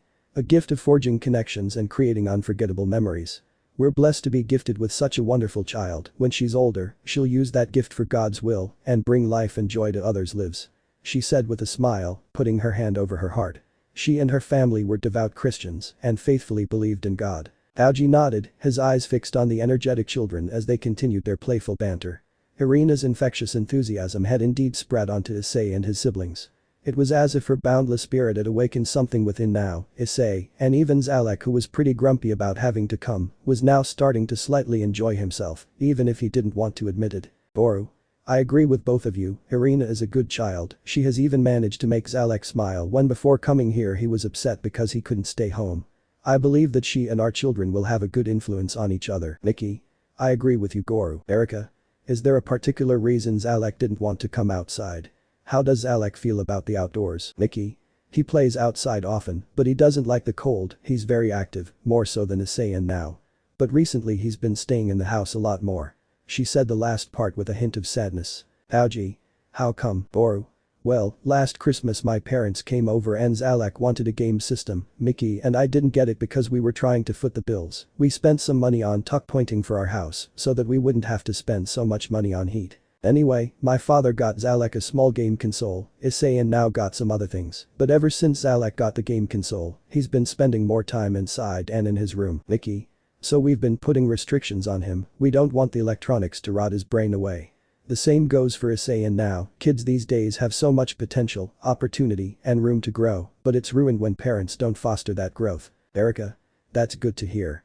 Technology is undeniably valuable, but it possesses a dual nature. When wielded appropriately, it can profoundly assist humanity, yet when misused, it holds the potential to annihilate it. Your actions concerning Zalek are commendable. Regrettably, numerous parents fail to recognize that prolonged exposure to technology can detrimentally affect children's cognitive development and emotional development. Aoji. That's why we limit Irina's screen time. Irina. Mom, Dad, can we go play in the forest now? She said, walking up to them. Issei. Yeah, can we please? Now. Please say yes, we're tired of waiting. Aoji. As long as Mickey and Goru are fine with it, sure, you kids can go out and play. Issei, Irina and Ao looked at Mickey and Goru. Mickey. We trust you kids to be responsible and safe. Just make sure you stay together and let us know if you need anything. Goru nodded in agreement, a smile spreading across his face. Go on and have fun, and remember, safety first. Filled with excitement, the children ran towards the door and quickly slipped on their shoes, then they ran out the door towards the forest. Irina grabbed a small bag before running out of the door. The parents watched from the window as the children ran towards the forest, they chuckled to themselves. Boru. Well, there they go, those children are so full of energy. I remember when I was like that. Aoji. Don't put yourself down, Goru, you're in better health than most guys our age. All you need to do is work out a little and you'll feel great, it's how I stay fit. Boru chuckled and nodded, appreciating Taoji's words of encouragement. You're right, Taoji. Maybe it's time I start taking my health more seriously. After all, I want to keep up with those little rascals. Erica. Ah, the joys of being young, it truly is a remarkable phase of life. Mickey. I agree, I remember my childhood and it was quite enjoyable. I also learned a lot of vital things from my mother. One's childhood is a special time of growth, the way a child is raised and the things they experience play a crucial role in how a child grows up. Aoji. Absolutely, the foundation laid during childhood shapes the path we tread as adults. It's a time when our minds are like sponges, absorbing knowledge and forming our values. He said, nodding in agreement, his eyes reflecting a sense of wisdom. Boru. You know, I often wonder what kind of adults our children will become. What values will they hold dear? What dreams will they chase? One of my main concerns is making sure they don't go down the wrong path. If they did, there's no way I could forgive myself as their father." Miki listened attentively, her eyes filled with empathy as Goro expressed his concerns. They both bore the weight of parental responsibility, and she too was worried about guiding their children towards a fulfilling future, especially given how hard it was to have children, and then one day they were finally blessed. Losing one of them would break Miki and Goro's heart. "Miki, I can understand your worries, sweetheart," she said softly, her voice carrying a gentle reassurance. "But remember, we can't control every aspect of their lives. What we can do is provide them with a nurturing environment filled with love, support, and guidance. By instilling strong values and teaching them the importance of making wise choices, we can empower them to navigate their own paths." "Goro. I know, but Taoji. I believe in the power of setting a good example. Our children observe our actions, our interactions with others, and they learn from that. If we lead by example and embody the values we hope to instill in them, there's a greater chance they will embrace those values too. It's not just about preventing them from going down the wrong path, but also about equipping them with the tools to make their own decisions. We need to foster their independence while still being there to guide them when they need us," he said with optimism in his voice. "Erika.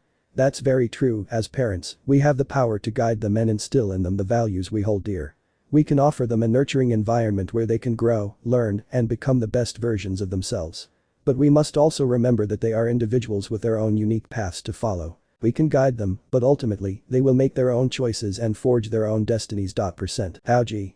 And if they do stumble along the way, we will be there to catch them, to guide them back on track. That's our job as parents. Even when we die, the words and wisdom we leave for our children will continue to guide them," Taoji added, his voice filled with conviction. "Goro. You're right, I have faith in our children. I'm sure they'll grow up to be great." "Taoji. That's the spirit, Goro," he said, giving him a pat on the back. "Faith is one of the most important things in our world. It's quite mysterious, but it's real nonetheless." Turning back to the window, the parents continued to watch the children disappear into the dense forest. A sense of nostalgia washed over the parents. Memories of their own youthful adventures flooded their minds, reminding them of the carefree days when curiosity and wonder ruled their lives. "Erika. Well, I have to go start dinner," Erika interjected, breaking the trance-like state she, Taoji, Miki and Goro were in. "Miki. I'll help if you don't mind, and I'm curious about the way that you cook." "Erika. Sure, I don't mind, I appreciate the help." She and Miki headed towards the kitchen chatting. Meanwhile, Taoji and Goro sat down and began speaking on different matters in the world and sports. Scene changed to the forest. Here we see Issei, now, Zalek, and Irina walking through the forest. Irina was the one leading the way. "Now. So what are we gonna search for?" "Zalek. Sigh, this is boring so far, we haven't seen a single cool thing. I'd rather be home right now." "Issei. Come Zalek, don't be like that, we've just got started." "Now. Issei is right, stop being a grouch Zalek." "Irina. Don't worry, we'll show you something cool, right Issei?" "Issei. Yeah, ooh, how about we show them the cave we found yesterday?" "Irina. Good idea, it's the perfect thing." "Now. What's in this cave you're talking about?" "Issei. Oh yeah, I forgot to mention it last night, but it's amazing. You'll love it." "Zalek. I doubt it, what could be so special about a cave?" Ignoring Zalek's negativity, the group continued on toward the cave that Issei and Irina had visited the other day. As they walked deeper into the forest, the golden rays of sunlight filtered through the thick canopy, casting a warm glow on the path ahead. The forest was alive with the sounds of birds chirping and leaves rustling under their feet. The air was filled with a sweet scent of moss and damp earth, creating a serene atmosphere that enveloped them. Irina led the way with confidence, her excitement palpable. She knew that once they reached the cave, Zalek's skepticism would dissolve into wonder. The further they walked, the deeper they went into the forest, then finally they arrived at the beautiful waterfall Issei and Irina saw the other day on their way home. Waterfall. As they looked at the waterfall, the children were in awe of its beauty. Even Zalek was impressed, though he didn't show it. He and now had never seen anything as beautiful as this. Even though Issei and Irina had already seen the waterfall, they couldn't get enough of its beauty. The water was so pure that it sparkled like diamonds under the sunlight. "Now. This is one of the most beautiful things I've seen. I wish we could take a picture of it." "Irina. I got it covered." She took a camera out of the small bag she was carrying and took a photo of the waterfall. "There, now we got it." "Now. I was wondering what was in that bag, but I forgot to ask." "Irina. Yesterday me and Issei couldn't really see too well in the cave, so after me and Issei parted ways after making plans to head to the forest today, when I got home I packed a small bag of some stuff I thought we would need.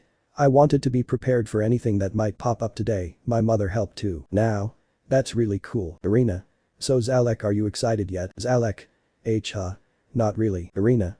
Well, wait till you see the cave." "Issei. Come on, guys.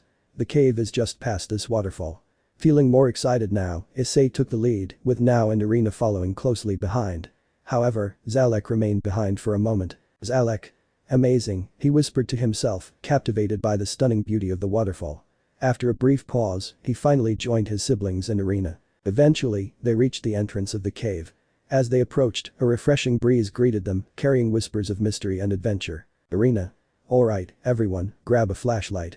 We'll need them for a little while, she said, extending her hand. Each person took a flashlight. Is everyone ready? She asked, brimming with excitement.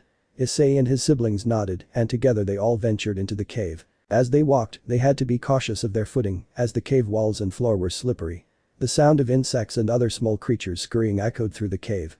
The air felt damp and heavy, further adding to the sense of exploration and discovery. The sound of dripping water echoed through the narrow passages, creating a haunting melody that reverberated in their ears. They continued walking for a while, then they eventually reached a certain part of the cave, and they stopped. Zalek. Would we stop, Issei? Cut off your flashlights, or we won't be able to see it. He said, cutting off his own flashlight. Irina cut her flashlight off as well. Zalek. See what? He said with curiosity in his voice. Irina. You'll see in a minute, just trust us. Now? Alright, I trust you guys. She said, cutting off her flashlight. Zalek was a bit reluctant, but eventually he cut his flashlight off as well. Then they saw a soft blue glow in the cave. Now? What is that light, Irina? You'll see in a moment, walk towards it.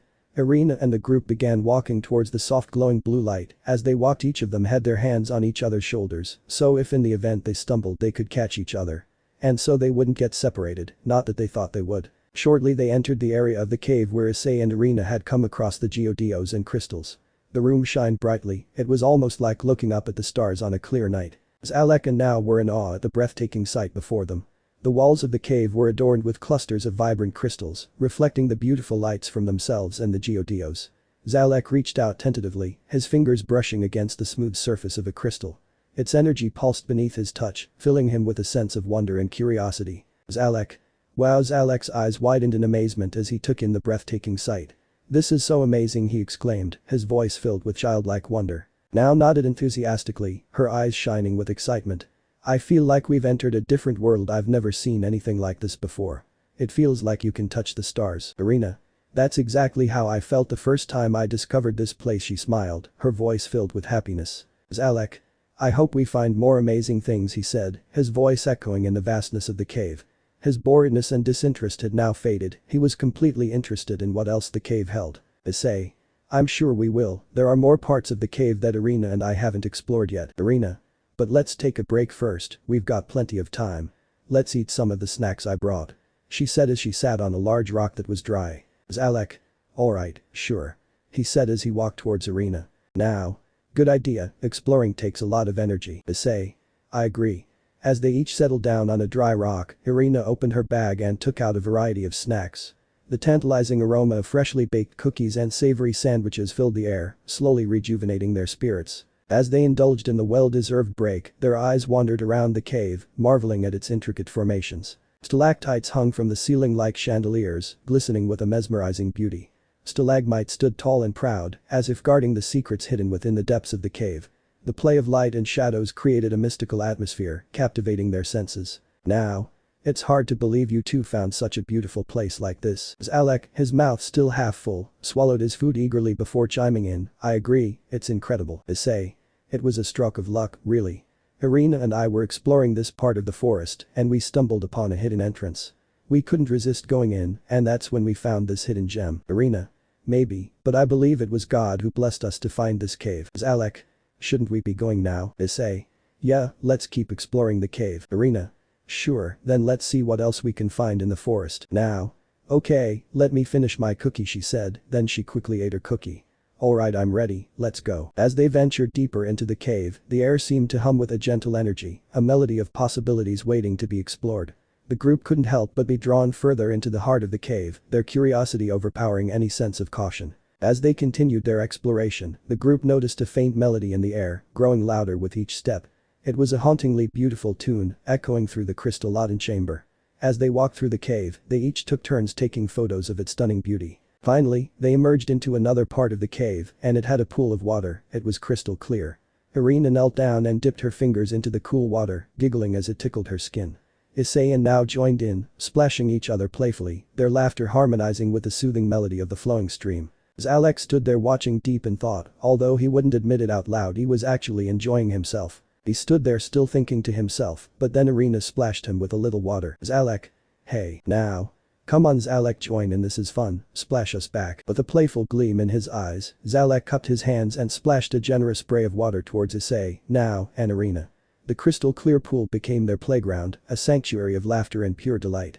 They took turns dipping their hands, sending shimmering droplets cascading through the air. Their laughter harmonized with the soothing melody of the flowing stream, creating a symphony of happiness that echoed through the cave. Amidst the splashing and laughter, their imaginations soared. The cave transformed into an enchanted kingdom, and they were its brave explorers.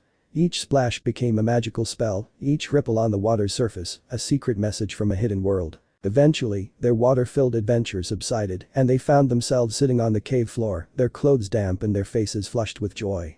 After resting for a few months, they then left the cave and explored the forest a bit. They saw deer, insects and many other things. They also played a few pranks on each other. After a while they began to feel wore out and began walking back to Irina's house. By the time they made it back, the sky was starting to turn pink, signaling that the sun would soon set.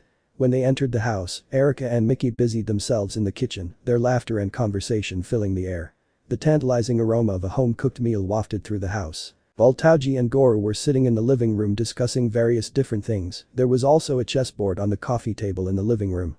They had played not too long ago, and it had resulted in Goro's defeat. Tauji was an exceptional chess player, but Goro managed to put up a good fight. Their attention was directed towards the front door upon hearing Irina and Issei and his siblings open the door and come into the house. They greeted Irina, Issei and his siblings, and told them to go wash their hands after playing outside. After washing their hands, Irina invited Issei, now and Zalek to her room. They played some board games, Uno, Go Fish, and a few other fun things. About half an hour later their parents called them down for dinner.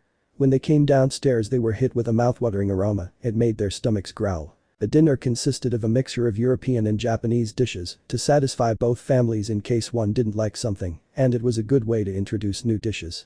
After everyone sat down, Issei, now, and Irina began to tell their parents about all the exciting things they did. They also showed them the many pictures that they took. Zalek remained mostly quiet during the conversation, but deep down he truly had fun today. His earlier anger had completely dissipated. However, it wouldn't last long. Zalek hated Issei. He hated Issei from the moment Issei was born. From the moment Issei took his first breath or cried, Zalek hated him. There was just something about Issei that irritated Zalek, and when Issei had turned 5 years old, Zalek began hating him even more. It was almost as if they were meant to be enemies from birth. As Zalek sat there thinking about the happy events of today and how much fun he had with Irina, he suddenly felt a shiver go down his spine. Outside, as everyone was sitting enjoying dinner, two mysterious beings were watching them from the trees. They had their sights set on Zalek. And we just killed this worthless piece of shit. He holds no value. As satisfying as that sounds, we were given direct orders from our master not to lay our hands on him. Unless deemed absolutely necessary. Said another male voice. So I guess you're right, but I'm still furious that we have to do all this extra work because of one little spoiled bitch brat. I understand, but this is necessary. Besides, orders are orders. Besides, the brat may prove useful to us. We should get going before someone senses us. The mysterious beings left, but Tauji had noticed them. He felt the holy sword reacting to their presence with hatred and fear. Time skip. It has been almost a year since Issei first met Irina. The Haidu family and the Shidu family have gotten along quite well. Issei's life had taken an unexpected turn ever since he crossed paths with Irina. As the days turned into weeks and weeks into months, their bond had only grown stronger. What started as a chance encounter had blossomed into a deep connection between their families. Irina, with her infectious energy and radiant smile, had become an integral part of Issei's life. Together, they created many memories that would be cherished for a lifetime. One day Issei was at home sitting in the living room watching TV when suddenly Zalek walked up and snatched it out of Issei's hand, changing the channel. Issei. Hey, give me back the remote, I was watching my favorite show. Zalek. Oh, be quiet, small timer, you've been watching this boring stuff for hours, I want to turn. Besides, I'm your big brother, meaning you have to listen to me. Issei. If you wanted to watch something you could have just asked. Being older doesn't mean you get to do what you want, Issei retorted, a hint of defiance in his voice. He had always looked up to his older brother, Zalek, but that didn't mean Issei was going to accept any and everything Zalek did. Issei was starting to get angry. Zalek had been doing this for several weeks. But now Issei was starting to get fed up. He was tired of being treated like a little kid, especially when it came to something as simple as watching TV. Zalek was older, but that still didn't give him the right to treat Issei like that. Besides, Issei and Zalek are only 2 years apart. Zalek on the other hand paused for a moment, he was surprised by Issei's boldness. He had never seen his younger brother stand up to him like this before, and he didn't like it. Zalek. Yes it does, now be quiet, Issei. No, I'm taking back the remote, he said, grabbing hold of the remote, snatching it from Zalek's hand with determination. Issei's frustration had reached its peak and he was no longer willing to tolerate his brother's domineering behavior. Zalek's face contorted with anger, his eyes narrowing as he glared at Issei. The room fell silent, tension hanging thick in the air. Issei. Zalek, I'm tired of you always thinking you're in charge just because you're older. We're brothers, and that means we should treat each other with kindness. I deserve to have a say in what we do, just as much as you do. Zalek's face twisted with anger, his voice rising in frustration as he shouted, you think you can challenge me? You're nothing compared to me, Issei. Issei's heart pounded in his chest as he stood his ground, unwilling to back down. He had always been in the shadow of his older brother, always following his lead without question. But not anymore. Issei had finally found his voice, and he wasn't going to let Zalek walk all over him anymore. Zalek's anger flickered for a moment, replaced by a flicker of realization. He let go of the remote and stepped back an inch or two. Zalek. You're right, Issei. I've been acting selfishly, and I apologize. We should both have a say in what we watch and do. Let's find a way to compromise. Issei felt a surge of relief wash over him. It was the acknowledgement he had longed for, a recognition that his voice mattered. Or so he thought. Issei, thank you Zalek. I appreciate your. Zalek. Is that really what you thought I'd say? He said mockingly as he pushed Issei onto the floor and took the remote from him. Issei glared at Zalek in anger, he had been tricked. Don't be mad at me, it's not my fault you're so dumb and weak. Issei's anger turned into a burning determination as he slowly rose from the floor, brushing off the dust from his clothes. He refused to let Zalek's words belittle him any longer. With a newfound strength, Issei looked directly into Zalek's eyes, his voice steady and resolute. Issei. You may think I'm gullible and weak, but I won't stand for this, Issei declared, his tone laced with defiance. I deserve to be treated fairly, Zalek, just like anyone else. His heart pounded in his chest, fueling his determination to prove himself. Today would mark the day he stood up for himself. Zalek's face twisted into a malicious grin, his eyes narrowing with disdain. He took a step closer to Issei, his voice dripping with venom. Zalek. Respect. Equality. You really think you deserve that, Issei? You're nothing but a weakling, forever living in the shadow of my superiority. I've always been the dominant one, the one in control. And you? Issei, you will always be in my shadow.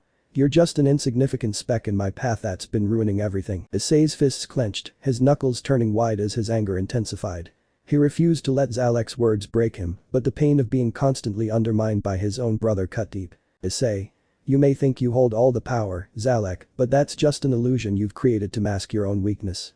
You manipulate and deceive, using your age as a weapon to keep me down. But I won't stand for it any longer. I demand to be treated as fairly as a brother should be. And that's how Dad and Mom told us to treat each other. Zalek's laughter echoed through the room, a cruel sound that sent shivers down Issei's spine. He took another step forward, invading Issei's personal space, his voice dripping with disdain. Zalek. Demand. Oh, how naive you are, Issei. You think you can challenge me? You're delusional. You've always been the weak link, the one who can't measure up. And no matter how much you try to lie to yourself to make you feel better, it will never change. You're destined to be beneath me. So stop spewing that nonsense you get from your anime characters and the stories you read, it'll never help you or change reality. It's full of lies. Issei's face contorted with a mix of rage and determination. He refused to back down, his voice rising to match Zalek's intensity. Issei. Destiny is not something written in stone, Zalek. It's something we create with our choices and actions. I won't let your toxic superiority complex dictate my worth. I will fight tooth and nail to prove that I am more than just a punching bag for your ego.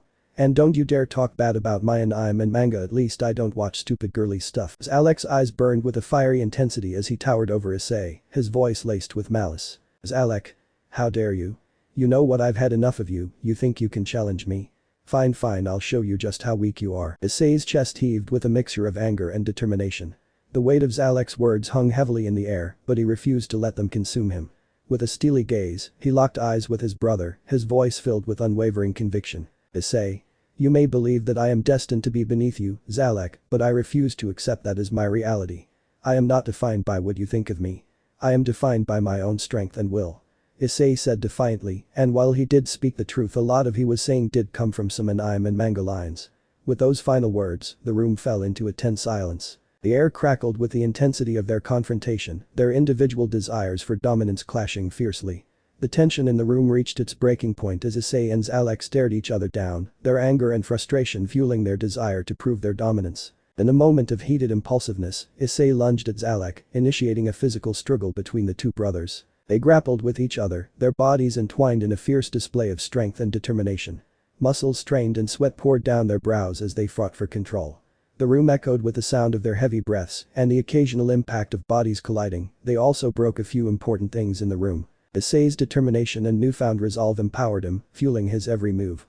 He summoned every ounce of strength within him, refusing to back down. Zalak, however, was not one to be easily overpowered. He fought back with equal determination, him being older than Issei gave him an advantage. Their struggle was a chaotic dance, each brother attempting to gain the upper hand. They rolled across the floor, their bodies twisting and turning as they grappled for control. Their anger burned within them, propelling them to keep fighting. The fight was not just physical but also symbolic, a manifestation of their deeper conflicts and desire to assert their worth. It was a clash of wills and a battle for validation. "Mickey. That's enough, both of you," she shouted with an angry expression, startling both the boys, breaking up their fight. Issei and Zalak didn't realize their parents approaching them. "Boru. Both of you are in big trouble," he said, his voice filled with disappointment in both his sons. Thankfully he and Mickey were able to intervene before things could escalate any further than they already had. Issei and Zalak exchanged glances, their stubbornness momentarily halted by their mother's authority. They begrudgingly released their grip on the remote, but their defiant expressions remained. Slap. Mickey slapped both Issei and Zalak very hard, her hand was imprinted on both of their faces. The room fell into a stunned silence as the sound of Mickey's slap echoed through the air. Issei and Zalak's eyes widened in shock, their defiance instantly replaced by a mix of pain and surprise.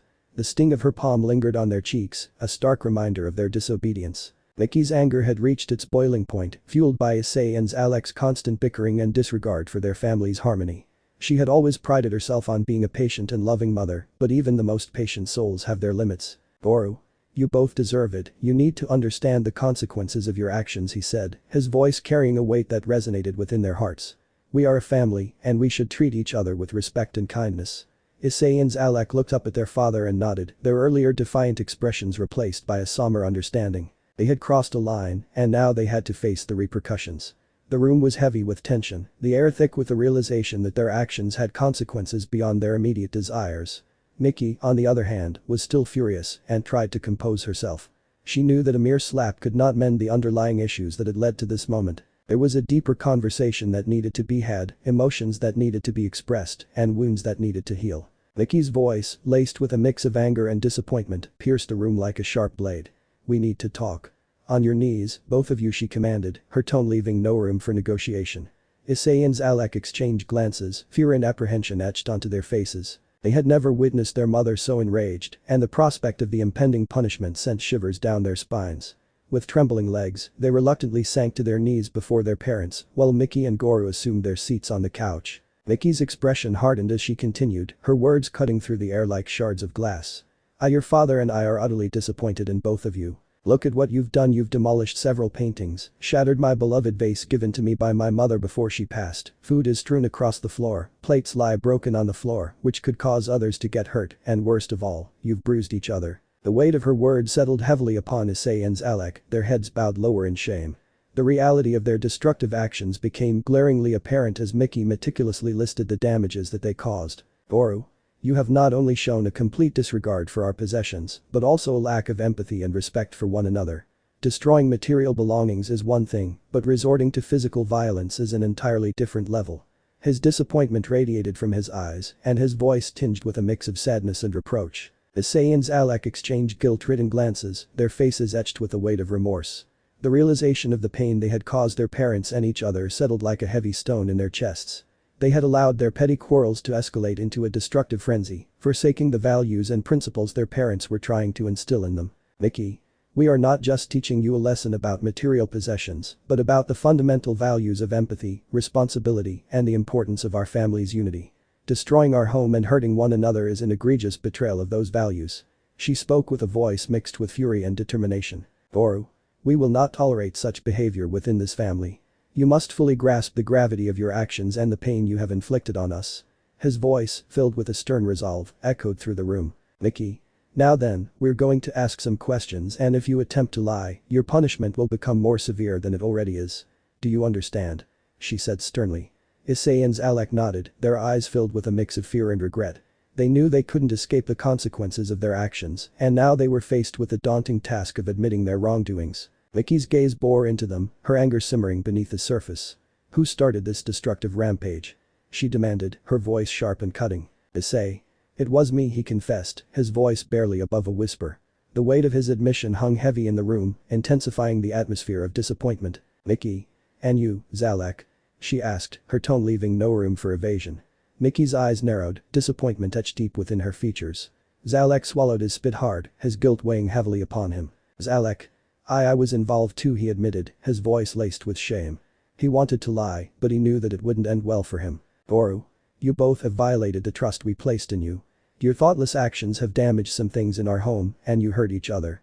His face hardened as he looked at his sons, his disappointment palpable. What was the cause of your fight? Issei. We were fighting over control for the TV. Goro. Zalak. Yes father, it's true we. Slap. Mickey's anger burned through her veins as she glared at the two boys, her disappointment turning into seething fury. The resounding slap echoed in the room, reverberating with a sharpness that cut through the air. Mickey. Pathetic, her voice dripped with contempt as she unleashed her wrath upon them. You should be utterly ashamed of yourselves. Fighting like animals over something as trivial as control of the TV. Have you completely lost your mind? Mickey's anger raged on, her voice sharp as a blade. This is not the behavior of the sons I've been raising. You father and I taught you to be better than this. Have you forgotten the values we have taught you? Issei and Zalak winced, their cheeks stinging from Mickey's forceful impact. Their eyes met, conveying a mix of guilt, fear, and shame. The weight of their foolish actions began to settle upon them, the gravity of their mistakes finally sinking in. They looked at their father hoping for sympathy, but found none. Goro. It would seem your thoughtlessness knows no bounds, you have been bickering for far too long. It is time to put an end to this foolishness. I am beyond disappointed in you, my sons. Mickey's anger burned through her veins as she glared at the two boys, her disappointment turning into seething fury. It would seem as though there was no escaping whatever punishment their parents had planned for Issei and Zalak. However, Zalak was a conniving child and saw a way to escape the punishment. He quickly compassed himself, a deceitful glimmer in his eyes. He straightened his posture, attempting to appear innocent and wronged. Zalak. Mother, wait, please hear me out. Zalak feigned sincerity, his voice laced with calculated deceit. It was Issei who started the fight. I was trying to watch TV, but he snatched the remote from me. If he had never been so mean, none of this would have happened. Issei. That's not true, Mother. Zalak started it. He was the one who snatched the remote when I was in the middle of watching my show, he said, his voice trembling with a mix of surprise and outrage. He couldn't believe Zalak was trying to pin all the blame on him. Mickey's gaze darted between her sons, her disappointment now mingled with confusion. She wasn't sure who to believe, and so was Goro. They decided to also listen to Issei's side of the story before stating their judgment. Goro. We will get to the bottom of this. Issei, tell me honestly, who started the fight? Issei. Father, I swear, Zalak is lying. He was the one who grabbed the remote first, and when I tried to take it back, he attacked me. Issei's eyes welled up with tears, his voice filled with a mix of frustration and hurt. While on the other hand Zalak's facade wavered slightly, his confidence faltering as he realized his web of lies was unraveling. Panic flickered in his eyes, but he attempted to maintain his charade. Zalak. Issei is just trying to shift the blame onto me, Zalak protested, his voice strained with desperation. You know I would never do something like that. I'm the responsible one here. Issei. Father, please believe me. Zalak is lying. I would never purposefully hurt him or our family. Issei's voice trembled, his heart heavy with the weight of his brother's betrayal. Zalak. No, don't. Mickey. Goro. Silence both of you. Issei and Zalak flinched in fear. Mickey and Goro sat there thinking of how to handle the matter. And at this time their sister now happened to walk into the house. She had just come from roller skating with her friends. When now entered the room, she saw the broken plates, pictures and vases. She could feel the tension that hung in the air. Her eyes darted from Issei to Zalak and then to their stern parents, Mickey and Goro. She'd never seen her mother so angry. Now? What's going on? Now asked cautiously, her voice laced with concern. Her voice startled everyone, they were so busy dealing with the situation that they didn't notice now came in. Issei and Zalak's eyes widened in surprise, momentarily forgetting their own disagreement. Mickey and Goro exchanged a perplexed glance, unsure of how to explain the chaotic scene before them. Mickey mustered her composure and took a step towards Now, her voice filled with a mix of relief and concern. Mickey. Now, you're home early. We didn't expect you to walk into this mess. Sorry about this. She gestured towards the broken plates, pictures, and vases, her eyes reflecting a combination of worry and disappointment. Now. What happened, Boru? Your brothers got into an argument that escalated quickly, and when your mother and I came into the room, it looked like this. Nao's eyes widened in shock as she took in the extent of the damage. She couldn't fathom why her brothers would allow their disagreement to reach such destructive levels. Her voice trembled with a mix of worry and disbelief. Now. But how did it get this bad? Wait, did you two fight each other? Her voice wavered, a mixture of worry and disbelief evident in her tone, and her shocked expression deepened as she took in Issei and Zalek's guilty looks. They shifted uncomfortably, their eyes avoiding direct contact. Mickey? Yes dear, that is exactly what happened. Issei and Zalek fought each other over the TV. Now? The TV? All this over the TV? Issei boys are so immature. Mickey? Yes I agree, Issei, and here I have to deal with your father and his immaturity. Boru? Ahem, fake coughing, I think we're getting off topic. He said, wanting to change the topic from him. Mickey? Right, sorry dear.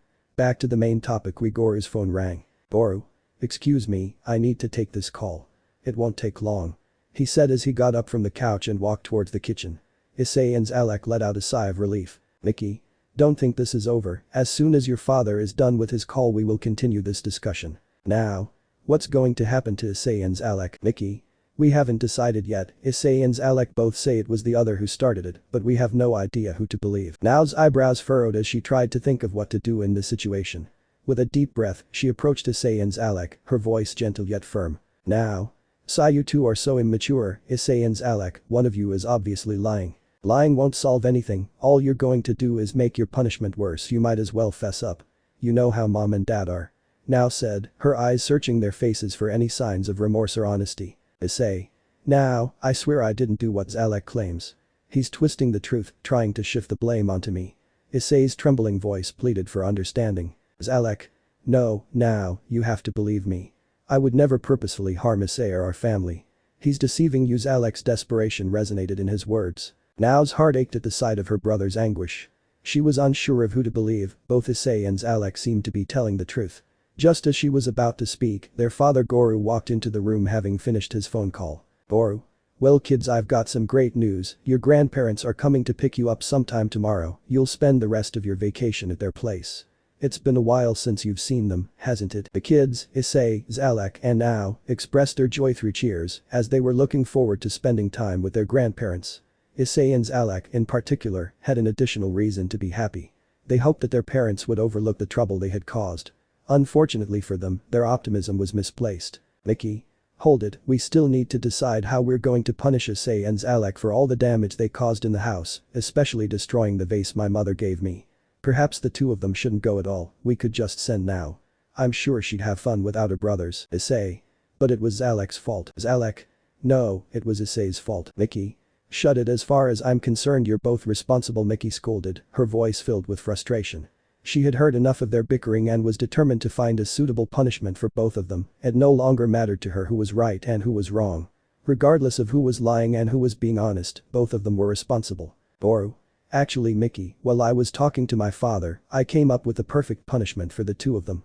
Remember, my parents have a fairly large garden that isn't too far from their house. I thought it would be a good idea to have Zalek and Issei work in the garden for my parents. This way, they can have an opportunity to overcome their constant arguments and develop a closer brotherly bond. Additionally, it will make them regret their actions today. As part of their punishment, they can also assist my parents with any other tasks that need to be done. This arrangement will also give you a break from having to deal with them for a while. Instead of having them here and dealing with their behavior, we can enjoy some time alone together. It has been a while since we last had some quality time. Lastly, although the vase your mother gave you can't be replaced, we can take the money from Issei and Zalek allowance to pay for the items they broke. He said in a kind and loving voice. Mickey's frustration softened as she considered his suggestion.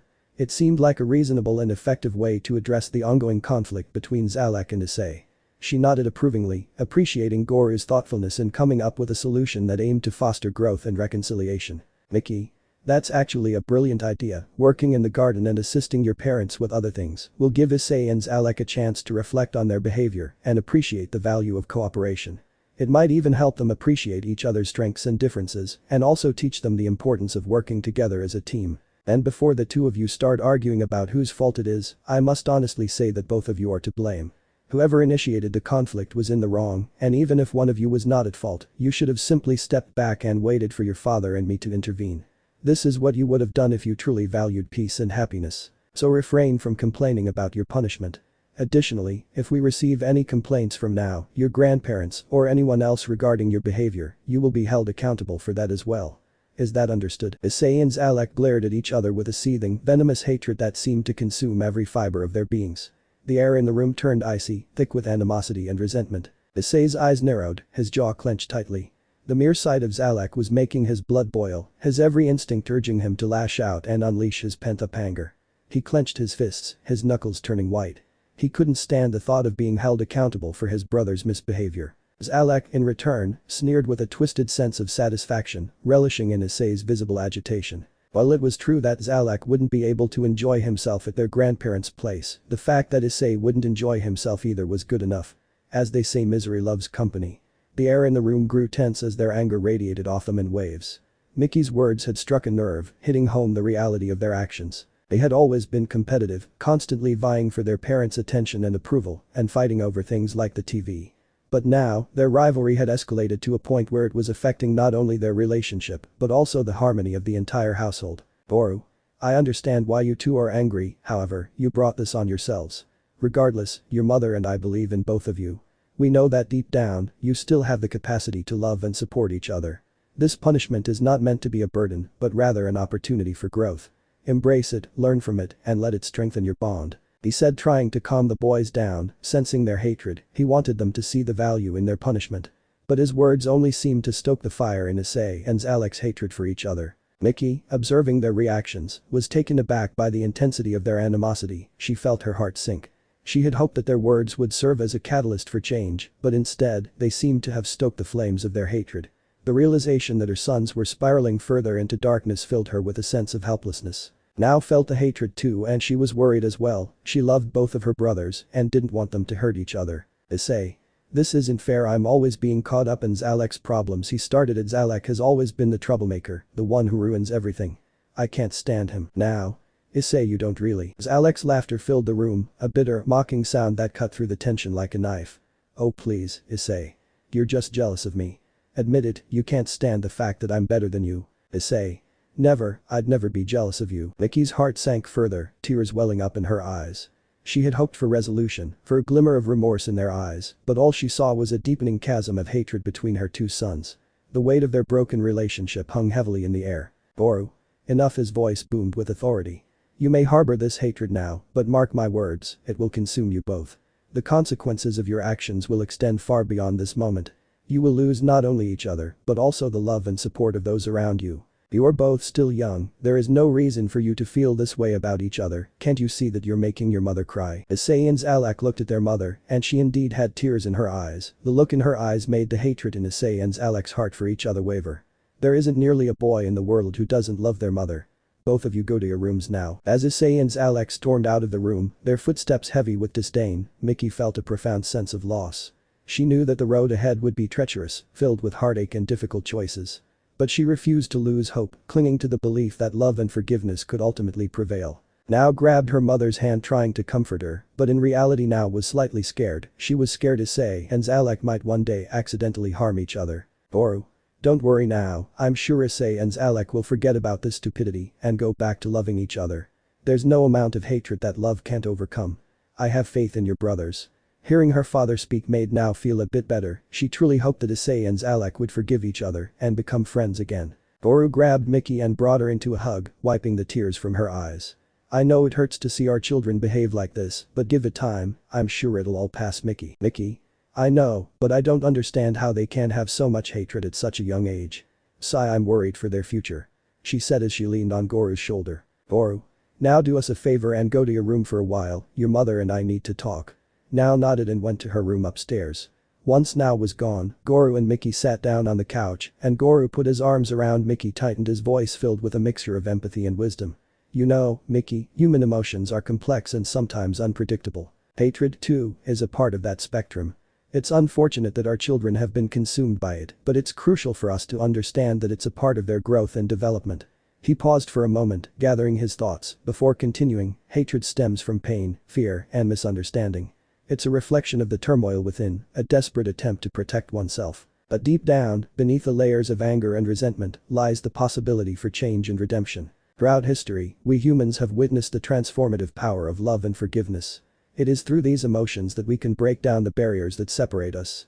It takes immense courage to let go of hatred and embrace compassion, but the rewards are immeasurable. He looked into Mickey's eyes, his gaze filled with unwavering determination. Our role as parents is not just to guide them through the good times, but also to help them navigate the complexities of their emotions.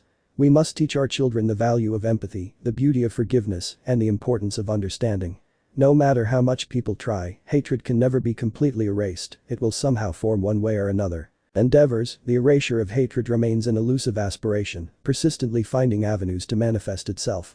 It stands as an immutable truth, an indelible stain upon our collective consciousness. Like an ancient relic, it endures through generations, adapting to the changing contours of society, forever etched in the annals of human history. The omnipresence of hatred serves as a haunting reminder of our innate flaws and the fragility of our unity as humans. It is a force that defies logic, defiles reason, and corrodes the very fabric of our existence. It can emerge from the depths of ignorance, fear, or even from the seeds of our own insecurities. No matter its genesis, the consequences are profound, leaving scars upon our hearts, our communities, and our world. Yet, in the face of such a formidable adversary, we must not surrender to despondency. Instead, we must embrace the wisdom that lies in acknowledging the limits of our endeavors. We must humbly accept that the complete eradication of hatred may forever elude our grasp. But this realization should not deter us from our pursuit of a more harmonious existence. To diminish the impact of hatred, we must first recognize that true transformation begins within ourselves. We must confront the darkness that resides within our own souls, for it is only through self-reflection and introspection that we can truly understand the roots of our biases and prejudices. By nurturing a deep sense of self-awareness, we can dismantle the barriers that hinder our ability to empathize and connect with others. This is what Issei and Zalgo must do. Guru took a deep breath, his voice resonating with conviction. By nurturing compassion and empathy within ourselves and within our family, we can pave the way for a brighter future, not just for our children, but for generations to come. Mickey listened intently, finding solace in her husband's words. He reminded her that their journey as parents was not just about raising their children, but also about guiding them towards emotional maturity, resilience, and the ability to choose love over hate. Mickey attentively absorbed her husband's words, seeking comfort in their wisdom.